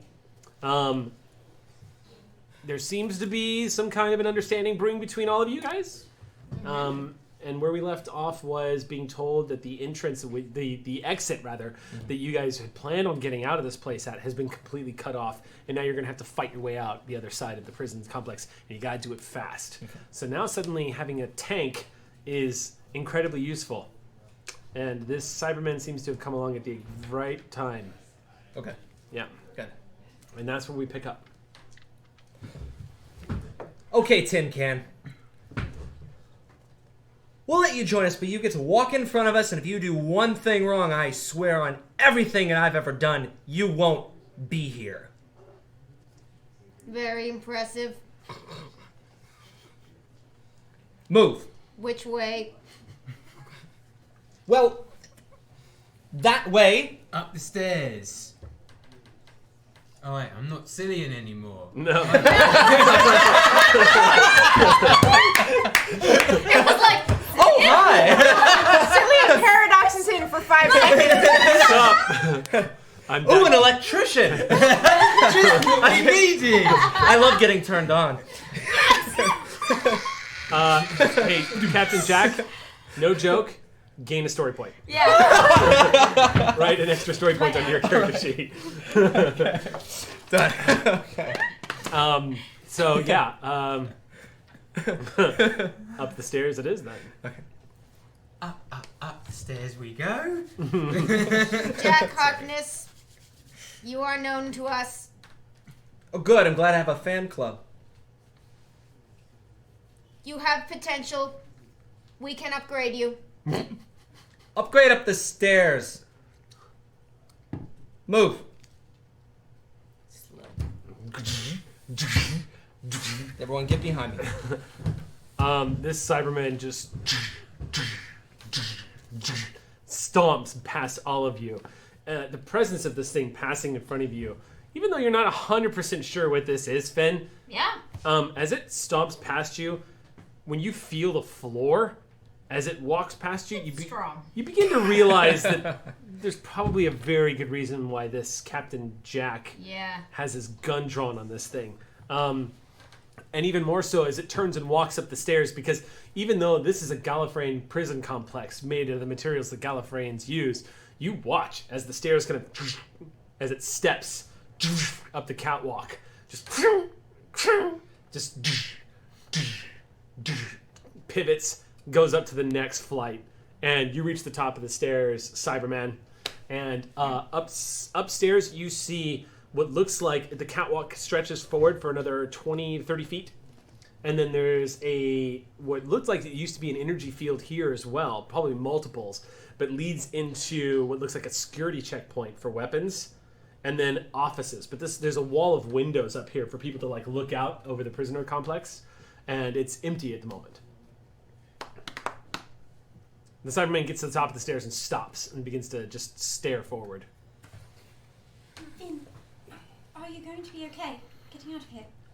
I know that you've lost blood and it's been a rough couple of weeks. Don't worry. This is what I've been waiting for. We go, right? Yeah. We go. Yep. I don't like it, but that's our way out. Right. Come on. Is anyone better with one of these things? Very much not. Just point and shoot. You'll figure it out. That's what I always do. By the way, Captain Finnegan Alexander, pleasure. Captain Jack Harkness. Nice to meet you. Captain, really? Yeah. What's your ship's name? Got a lot of ships.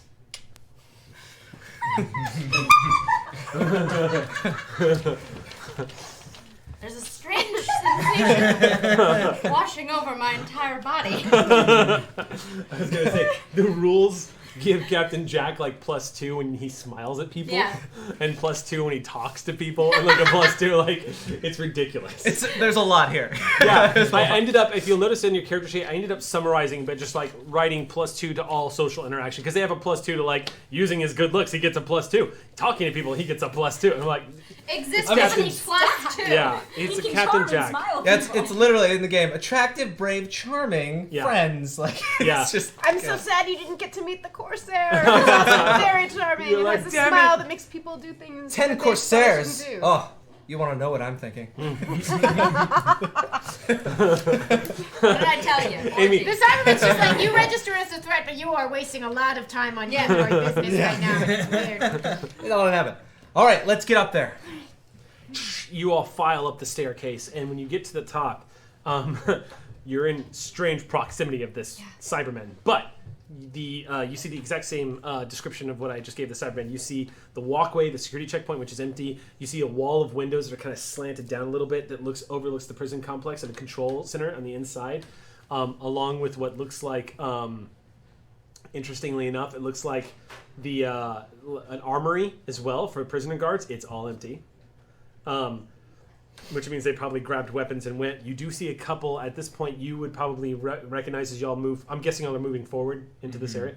As you reach the inside like security checkpoint, you see a couple of dead temporal guards. They look like they've got blaster shots. One of them looks like it's been shot with a bullet.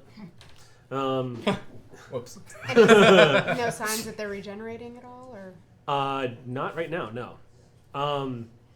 But you do see one of them looks warped. It's the first time your characters have seen this. But as you're walking past it, something doesn't make sense. One of these temporal guards is laying on the ground inside the command center, and it's surrounded by 4 resistance fighters. And they're all dead. There's corpses all over the ground in here. But this temporal guard looks like his body has been twisted up. It looks like a second hand has grown out of one of his hands, and it's doing this. Like twitching, like it's responding to a nervous impulse.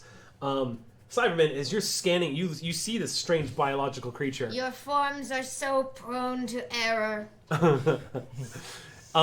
Interestingly enough, to your scans, to your eyes, it looks like 2 beings have melded into one. And whatever this was died quite horribly. But you've never seen anything biological do that before. But it looks like 2 skeletons are inside of one body. And they fuse together, and it looks like they've kind of like branched off into multiples. I want to. It's out of a horror movie. Can I what do you're a looking medical roll looking at that? Yeah. Okay. Yeah. You're a doctor? Yeah. We have a doctor. Yeah. Her name is Yes! Dr. Sarah Doctor, that's Court. right. You're a doctor. That's right. All right, doctor, go ahead and make your roll. That's medicine and Doctor. Captain. medicine and what else? This would be knowledge. boy. This would be ingenuity and medicine. Coco Chanel. Doctor, what's your name? 21. That's a good question. Okay, 21. I didn't think of that. This Answer.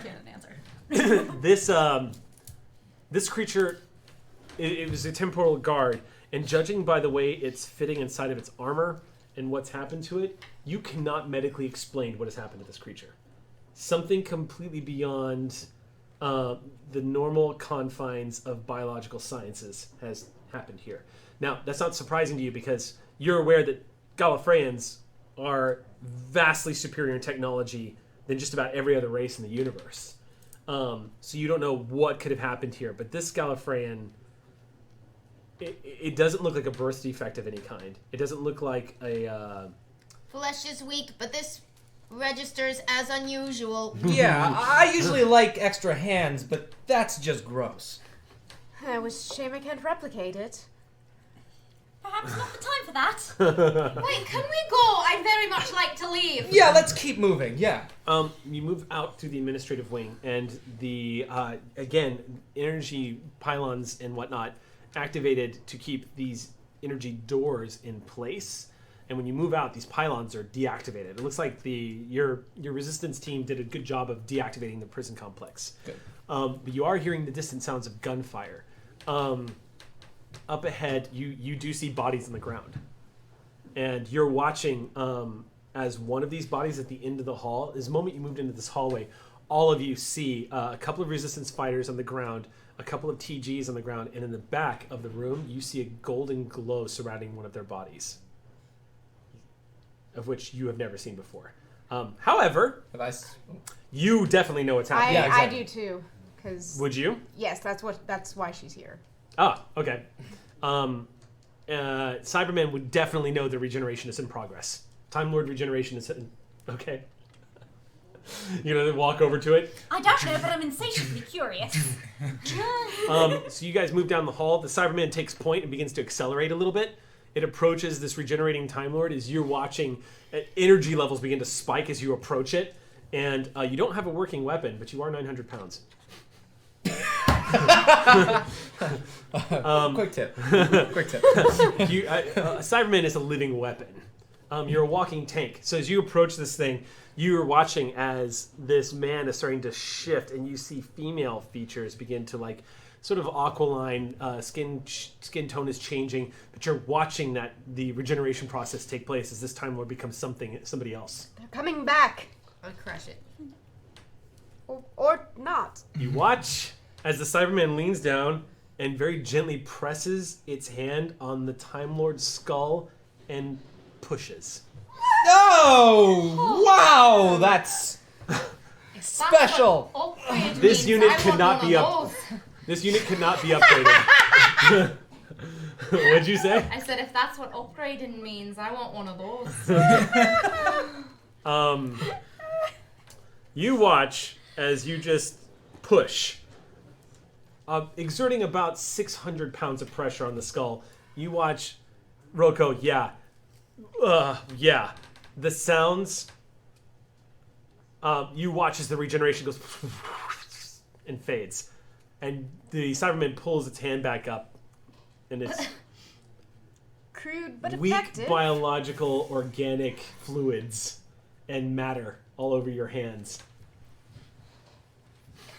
Your body's very fragile. What is your strength, by the way? It is a 7. Shiza. Oh, gee. You're stronger than Finn's arm. You can Only by one. only by Rude. one. 7 is incredible. You could flip a car. You basically you crush this thing's head. Okay, so yeah. I miss Amy's my like, weapons. Tell Amy's- me know if I pass a power cell. Amy's like, I've been holding this in for this entire campaign. Everything is going to die. I play a lot of lawful good people. It's You do. weird. You do. Yeah. Now we're You're gonna a watch. lawful good human being. Ready. Now this, I would say, Cybermen are lawful evil to the max. Yeah. Yeah. Yeah, they are. Okay, so you crush, kill, dead Time Lord. There is a Gallifreyan Time Lord. There's actually weapons on the ground all over this place. There's nothing here that looks like it can reactivate the power cells in your weapon. But if you can have a moment to repair yourself, you could probably fashion something that could regenerate the power cells using one of these Gallifreyan weapons. Right. How about the regeneration energy? It dissipates. You watch it. Okay. Remember that shocking moment, the spaceman shooting the 11th Doctor? Yeah. Yeah, it's the same thing, where the Got it. regeneration process takes place, and then it just dissipates as true death happens. Okay. Oh, my Yeah. life for a way to collect samples. What's that? Your flintlock? Yeah, my sword. They're not on you right now. You do see a lot of guns laying around, though. Since people are picking up weapons and I'm not going to, I'd like to go old school and spend a story point for precognition. I haven't done it since the first episode, All right, Roko. but I'm back to OG character sheet, Yeah. so it's my primary thing. So you're going to do... Oh, that's right. You haven't done precog in a while. Only the one time in the first episode. Yeah. Never done it since. Yeah. Okay. But we're back. What's Sam what's your character look like again? It's a plant Lizard Groot. lizard Groot, right? Yeah. Got Lizard it. hybrid. And That's you're a what I meant. green, I'm Yes. just yes, I'm Perfect. just And a I'm a lizard cat. person. and you're. I love Cat, it. And I'm lizard, a cat. lizard tree, human. And It's all like an forms amazing ahead. Sondheim You guys Sondheim. transform into Love Voltron. it. You put us all in a trench coat or something. Human. So, Okay, it's good. all right, Roko, you steady yourself and you kind of lean against the wall. And who's near Roko? It'd be Jack, I'm gonna say Finn. You're seeing this for the first time. You put your hand against the wall and kind of immediately start to slump a little bit as your consciousness begins to slip out. Hey. Whoa, Oh, whoa. is she okay? Great. Medicine check. Water. Medicine check. Go ahead and make your medicine check. 20. 20. Jeez. Here's what you learn. You finally get to sit down and check Roko over. As you kind of grab their shoulders and look at them, you're like, oh, interesting. This seems to be a fascinating. Looks like probably absorbs nutrients through photosynthesis. Has an excellent musculature. Not necessarily tissue, but probably vine-like almost. There's an interesting biology here. Seems to be non-binary in sexuality, just by the way the entire body is built.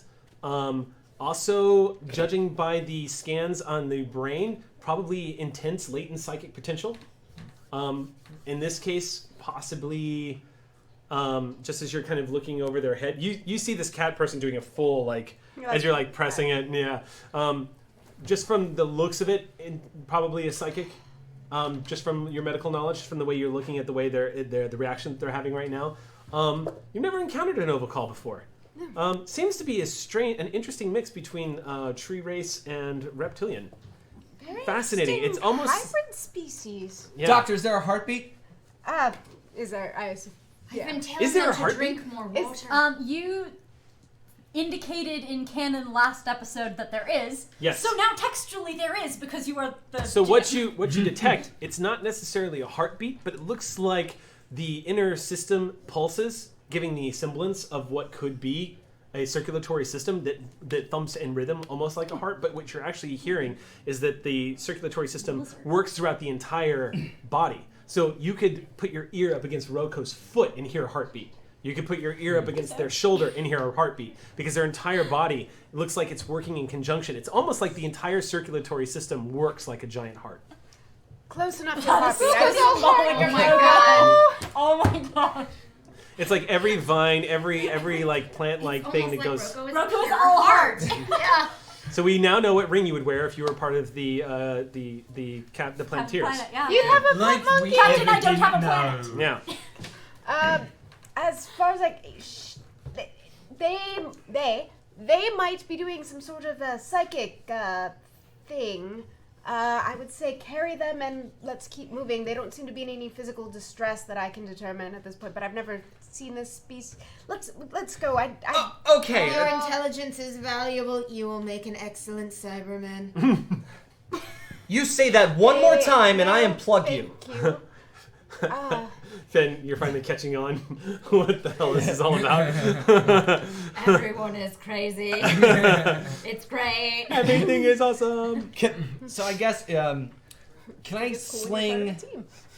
Can I sling the body over my back? Oh yeah, Roko is, while muscular, Roko's light.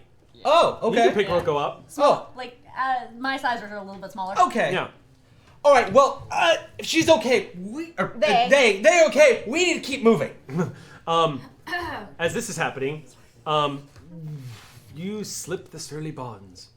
You pull away from your body, and you are confronted. Precognition lets you see possible futures. Am I correct? Yeah, possible Okay. futures, most probable future. Okay, What so the you're. GM needs me to say.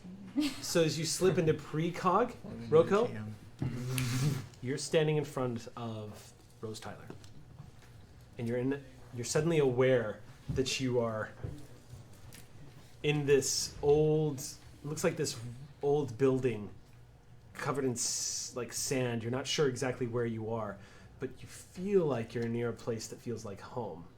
This isn't the future I expected to go. You're Right. here now. Remember? You remember. You're Roko Kokoko. Do you remember what you were doing? I was escaping with, the blasted pirate lady. And Do you remember the blasted pirate lady's name? I'll give you a hint. Dun dun dun dun dun dun dun dun dun dun dun dun dun. Oh, that's right. You don't watch Earth movies. roll to see if I remember the name. Sure. Her name is Bruce. Name's Bruce. Whoa, yours. What was that? Whoa. Did you roll multiple 12s? What happened? What'd you roll? Finn. Oh, nice. Her name is Finn. 2 TARDISes. Yeah. Right. Would you like to look at something? It's like the game knows. Yes. Come here. We don't have a lot of time, but you're doing great. Just keep it up. Okay. This woman, the blonde hair, opens the door, and the door opens into, you see, you flinch as the door opens, and you see deep space. On the other side of this wooden door is the endless expanse of the universe in front of you. And in the distance, you see nebula and pulsars and asteroids, and you think you see the workings just from the way the light is bending. It might be a black hole in the distance, you're not sure. And she looks out and she says, "It's so lovely, isn't it?" It wasn't where I expected to go, but it's beautiful. And you're not sure how long the two of you stand there looking out over space. But she turns and looks back at you and she says, "Do you remember saving everyone? That was your doing. I didn't know how to find them." I haven't saved anyone. "But you did. Look." And she points, and you see on the ground, a few feet away, almost like it's a dream that's happening, you see Finn, a cybernetic arm, and she's cradling your body. And you see her saying, "Roko! Roko!" And you see yourself, your eyes have rolled back into your head. "I don't know what's wrong with her." That's Finn, but she has an arm and... What's going on? "Finn. That's Finn." But I barely know her. I met her a couple weeks ago. Why does She suddenly looks you intensely in the eyes and says, "Roko, you're only going to have 2 more chances. 2 more chances. And I can't help you anymore. 2 more chances." But I don't even know who you are. 2 chances. This was 1, and you did great. But I can't help you after this. You'll find your way back. Just remember, Finn.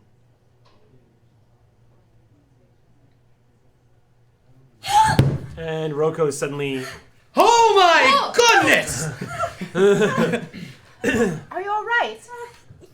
Yes. You're that would not be- really sure what just happened. You don't completely remember. It's like waking up from a dream, knowing, but you just hear a voice saying Finn in your head over and over. Oh my god, fun.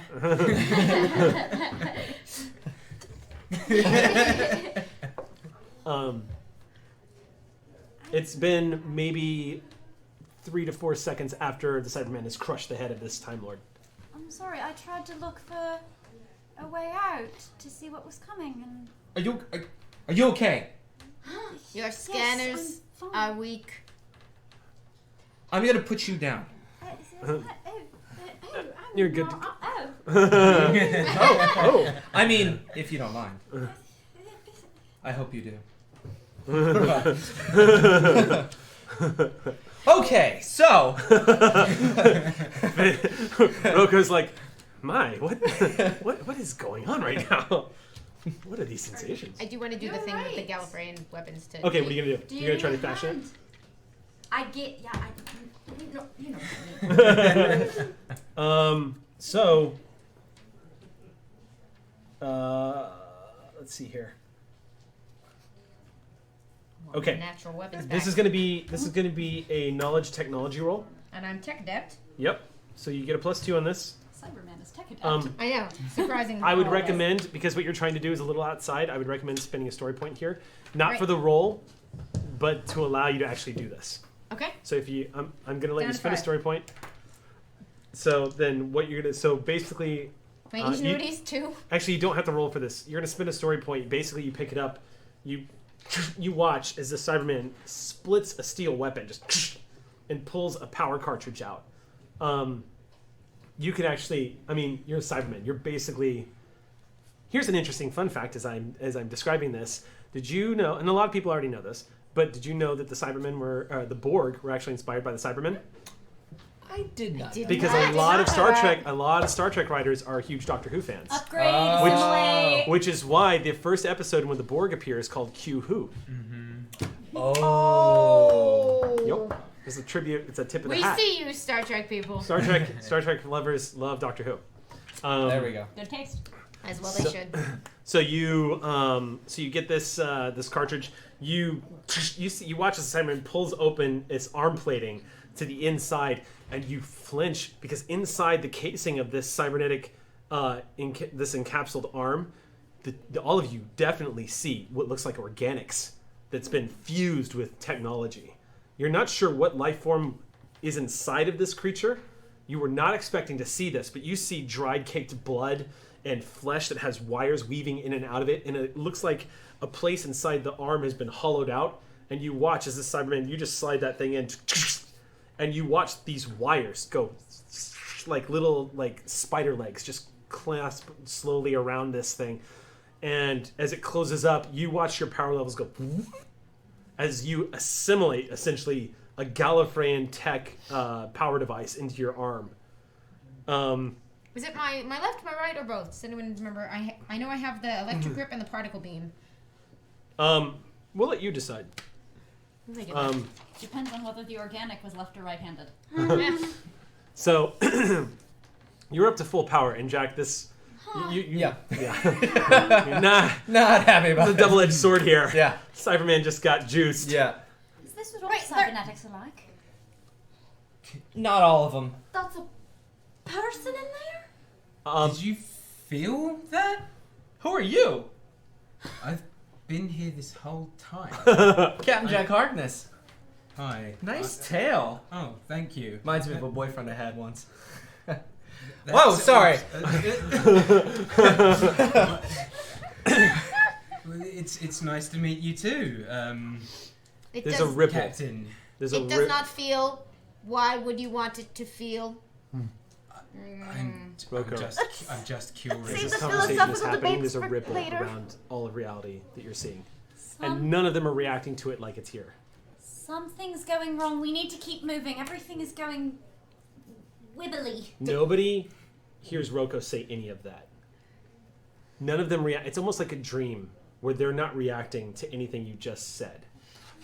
I want to start scanning outside the room. I'm gonna Okay. do the whole. They just keep moving like you're not even there suddenly.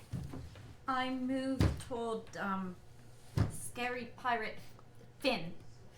Scary Pirate Finn, it's suddenly, if I hope the audience gets this reference, but do you remember in that amazing movie that I had loved to my core, Eternal Sunshine of the Spotless Mind? Yes. Where the memories are starting to get erased and little things are starting to disappear Oh, I love that. and things get kind of fuzzy. It's not an erasure, but it's that same sort of like all of a sudden voices become muted and suddenly people aren't reacting to you anymore. Like things have changed or something. But as you approach Finn, you just see it's kind of like how the voice is suddenly going, and suddenly you feel like you're the only real person here. I grab Finn's shoulder. You grab Finn's shoulder, and it's jarring because you flinch. Finn, Yeah. Rocco grabs your shoulder, and you're instinctively turning and looking at her, at what they're grabbing you for. You're not entirely sure, but all of you right now are hunkered down in the middle of a trench, taking on fire from TGs who have cornered you all at the end of this. At the end of this jail cell, you see Duncan's character is up against the wall with a wound, and he's reloading his gun. Rocco, it's like a bad movie edit. You're suddenly in another moment in time, and Captain Jack is just opening fire. The Cybermen, you see smoke coming up from the chest plates, but the Cybermen you're watching as particle, just like you're watching the Cybermen disintegrate people. Just, but you guys are in heavy combat, and you turn and you look at Roko. I told you, just keep your hands over your ears. It'll be over soon. But I'm okay, Finn. You hear, okay, Finn. Don't worry, it'll be all right. You're hearing the echo, Finn, it'll be all right. It'll be all right. And then you find yourself standing in the base. You guys are in the resistance base. You see Jodie's character, Sarah. Dr. Sarah. Dr. Sarah. Court. She's leaning over Duncan's character, and you watch Duncan. You watch his character.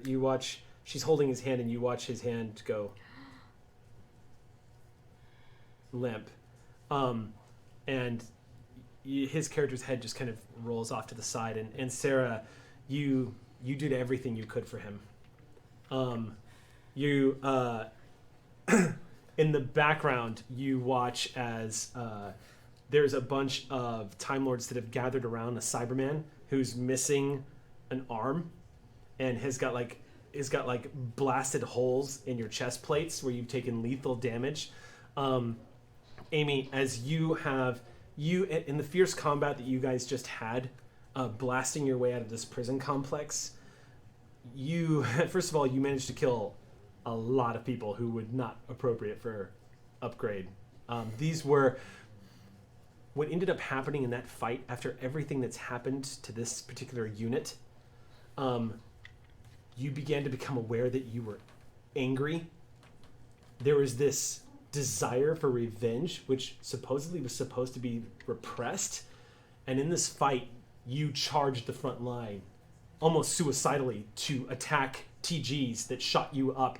You killed many of them with your bare hands before the unit became too damaged to proceed further. And you were taken by the resistance back to the base. You are blasted to hell. But that's not your worst injury. The worst injury you've suffered right now is your consciousness is slowly starting to become aware again. And you are trapped inside of the Cyberman's body as a living being. Why does it feel... One of these people walk over to you and they're like, Doctor, we need you with the Cyberman. Yes, of course. Finn, you're watching all of this kind of like transpire. Captain Jack, not his usual saucy self. Your blaster holes all throughout your coat, kind of leaning over, taking a deep breath. And it looks like you guys, I apologize for my movie references, but it's kind of where I draw everything from. But it's kind of like, picture the inside of the base of the Resistance base in the original Terminator movie. This place looks like it's been, like they're just using whatever they've got, and that this place is constantly under siege and looked for. And you're looking at people getting doctored up with the best tech that they could for Gallifreyans and stuff like that.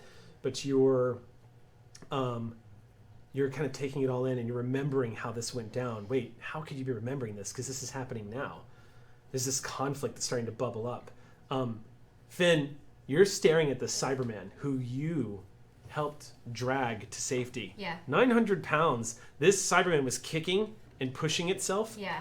And you're aware that Good Finn, arm around the head, just dragging. Yeah. With the help of Captain Jack, you can't believe you were helping them do this. Yep. But basically the outcome of what's happened, it's almost like a memory skip. And now suddenly you're in this base recovering from your jailbreak together. But what you distinctively remember is when you were pulling the Cyberman aside, watching as you were about to take a headshot from a TG who was standing over you, then hearing gunfire and watching this TG fall to the side and seeing a terrified and shocked Roko holding a gun to the back of this TG. And just staring at their hand. And you recall hearing, Roko! Roko! And the sound slowly starting to come back as the shock has hit you. And then all of a sudden the blaster fire comes back and you heard everything, but it took dragging you away and prying the gun from your hand to understand what you just did. And you two are right now kind of close together as you're seeing Roko is... Right, look at me. Look at me in the eye. I never knew.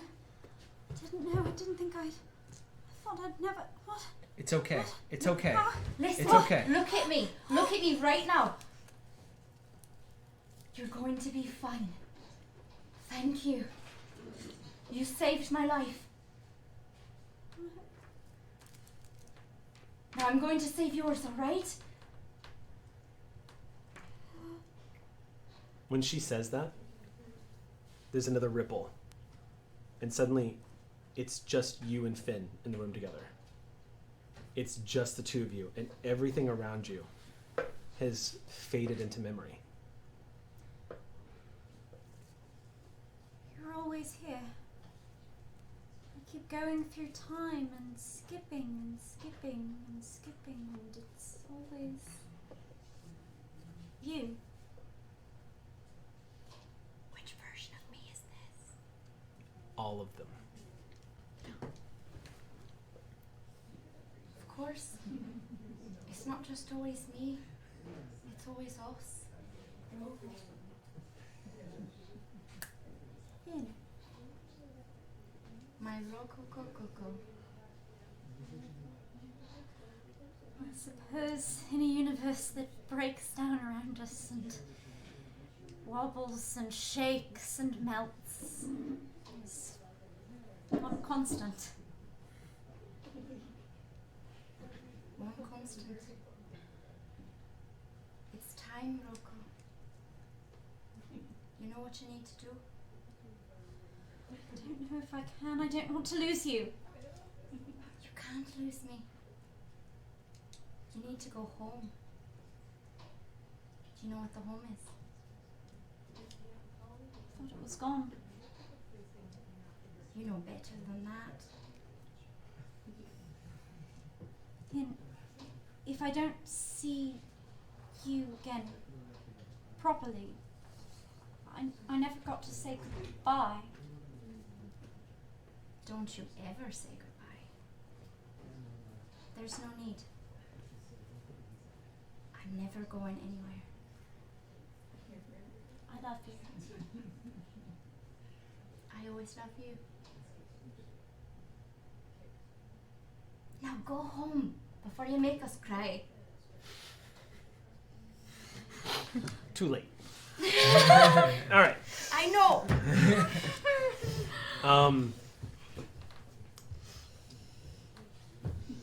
Finn, you're holding Roko's body at the TARDIS console, and you see their hand instinctively open. Like it just...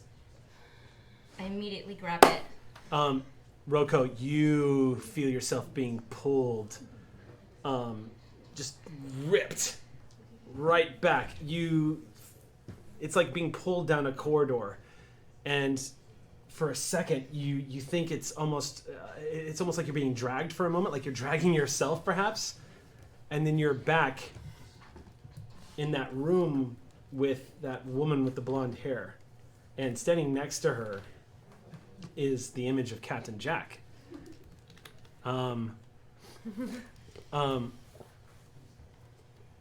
She's admiring him. You just see her, she's just kind of looking at him, going, you know, there was a time when the Doctor locked him out and he literally grabbed hold of me while we flew through the vortex. That must have been very romantic. I was going to use the word erotic, but romantic is fine. TARDISes are filthy. Can I respond? Yeah, do you want to? Okay. You're the representation of Jack Harkness. Oh yeah. It was pretty great. Sexy. That's a word that the Doctor likes to use when talking about me, of course. No, of course. Of course. Always. Excellent bottom. I'm going to keep him around. All right. Roko, it's very likely you're not going to remember any of this, which is probably for your benefit because your mind would probably explode. I'd really rather it not. I don't want that all over me either, so... But I was supposed to help. But Roko, she turns and you see an image of everything. Just this sort of like, it's almost like looking at multiple TV sets, but it's actually just an amalgamy of memories of you running through the streets of London, of you like using your mind, getting to a force of will with Davros, you shooting and saving Finn. You're seeing all of this stuff, and all of the adventures that you've been on. Everything happening, cascading in all at once. You having an awkward and hilarious moment with Cillian as you two sat next to each other. You're remembering the conversations you had with River when you guys actually managed to like reach an accord with each other, to appreciate each other. You're seeing all of it all at once. And she turns back to you and goes, then what have you been doing?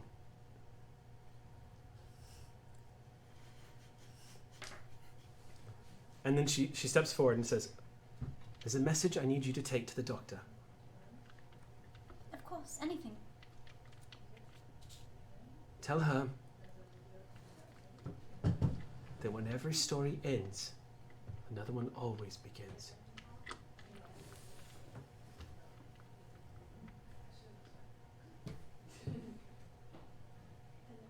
You made a difference.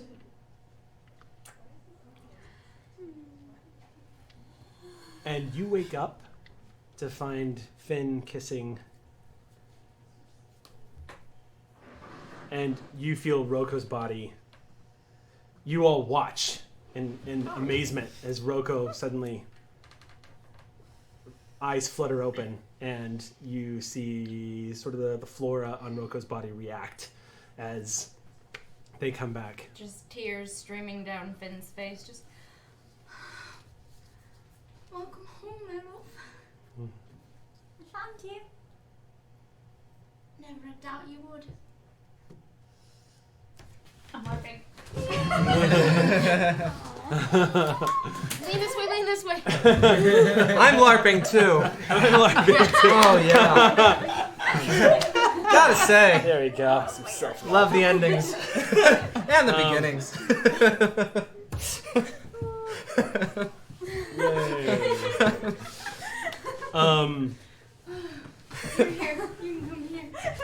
We're gonna do a cheer share. Thanks for joining us here. Yeah. It's been a great time. All right. Remember that thing we were talking about earlier? Meanwhile, and God knows where the Corsair is going, Barrowman! Why are you getting undressed? Well, I look good. Wouldn't you if you looked like me? Doctor, you're aware it's a moment, this moment of happiness that you're all like, everyone's watching as you lost Velig, you lost the Corsair, you almost lost Roko. But Roko coming back has reminded you what you've always clung to and what Rassilon clearly doesn't understand. That it's not naivety at all. And you're all just kind of surrounding the two of them as every tear a new flower grows from my face. And we're actually going to end a little early today. We had 10 minutes left, but that'll be a great stopping point for the next game.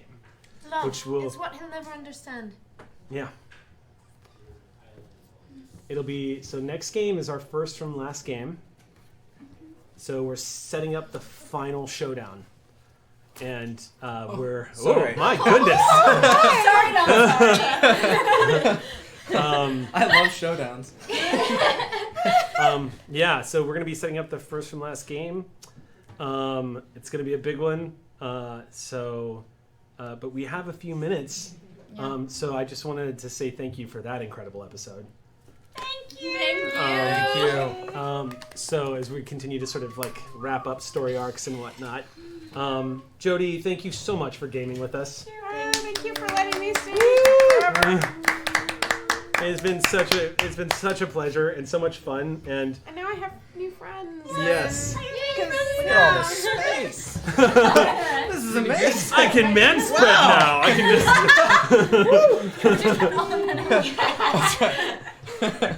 Oh my God, you're right. Look at all this male energy over here. You're the balancing. You're the balancing effect over here. Sam's our balance. Gonna tip the scales a little bit. This is why, yeah. Dylan, thank you just so keep much going. for being here. Thank you for having me. Dylan, yeah. You should definitely come play Star Trek with us sometime. I would absolutely love to. Yeah, Jackson's already demanded that he gets to play, so we'll have Jackson at some point. Good. But yeah, You would make a good cue, I feel. I'm told you that's one hell of a Ferengi. I have. Yeah, I can do a little bit of a more of a Ferengi. Can I just say you do a fucking brilliant Jack Harkness? You did. You did tell me. It makes me. I wish we could have gotten you in so much sooner. Well, I mean, there's a couple episodes, so up to you. Up to you on that. That's true. Anything's possible. I want to do a quick shout out to John Barrowman himself, because thank you for this character. Because I got into Doctor Who recently, a couple years ago, and Jack Harkness to me is one of my favorites. And thank you, good sir, wherever you are, and the entire fandom. It's been a joy to just kind of play that for once. I'll probably never do it again, but thank you, and thank you guys. Casting directors of the world, do not let this be the last time. I'm gonna say thank you for creating the Corsair to Neil Gaiman, because I think I'm the first person to ever play them. You are. Wow. As far as I know. Yeah. We took Neil Gaiman's notes and just ran with them. Yes. So thanks, Neil. Look up his blog post about I think it's like 11 things you didn't know about the Corsair. We never went drinking. We never went drinking. I tried. I gave you. We had a drink. We had a Christmas drink. Yes, we did. Yeah. Leaving death and destruction in her wake was her goodbye. Yes. I want to use these story points in game. I wanted to really unload. Keep that character sheet. All right, well, you know. I'm just saying. You never know. Never know. I'm so excited. So we leave off with the final confrontation looming, with supposedly the universe in a state of healing now that the final. Yeah, thing by is the being way, closed. thanks for saving the universe, Silly. Yes. Yeah. Again. I feel like No big deal. And with my it's a superhero Tuesday. faith watching my I don't think they can Stuff see from that, but Wednesday yes, Club. you There's still like a got little bit of a cape. You see her in cape. Yes, she was up there for Wednesday Club. Yeah. Yeah. So we're gonna go ahead and we'll just wrap it up here then. So join us next week, and we're going to dive into the two-parter that will be the final confrontation. Yeah. Cool. Kill Rassilon for me. He sucks. Yeah, and not to bring the mood down, but we give Veleg the most epic Viking warrior, amazing funeral of all time. You mean you're gonna organize all the books? He would appreciate that. We're gonna set off all of the blue deaths while reading Shakespeare aloud. Oh, we just like float him into the sun from deep space, shooting blue death off into the cosmos. Flipping Dewey Decimal cards left and right. Look at this. Non-fiction, fiction. Ooh, biography. I'm not sure how I'm gonna do this, but I will get a little bust of him to be permanently in the library.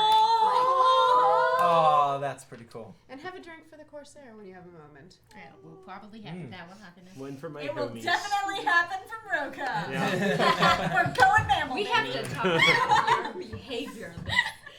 Well, that's our game for today, guys. Thank you so much for tuning in for this game. Tune in next Friday, as we enter the home stretch finally for this incredible campaign with this amazing group of people. And thank you, as always, for tuning in and being our audience and being here with us for this incredible journey. Until the next time, stay whimsical. Thank you, Eric. Yeah.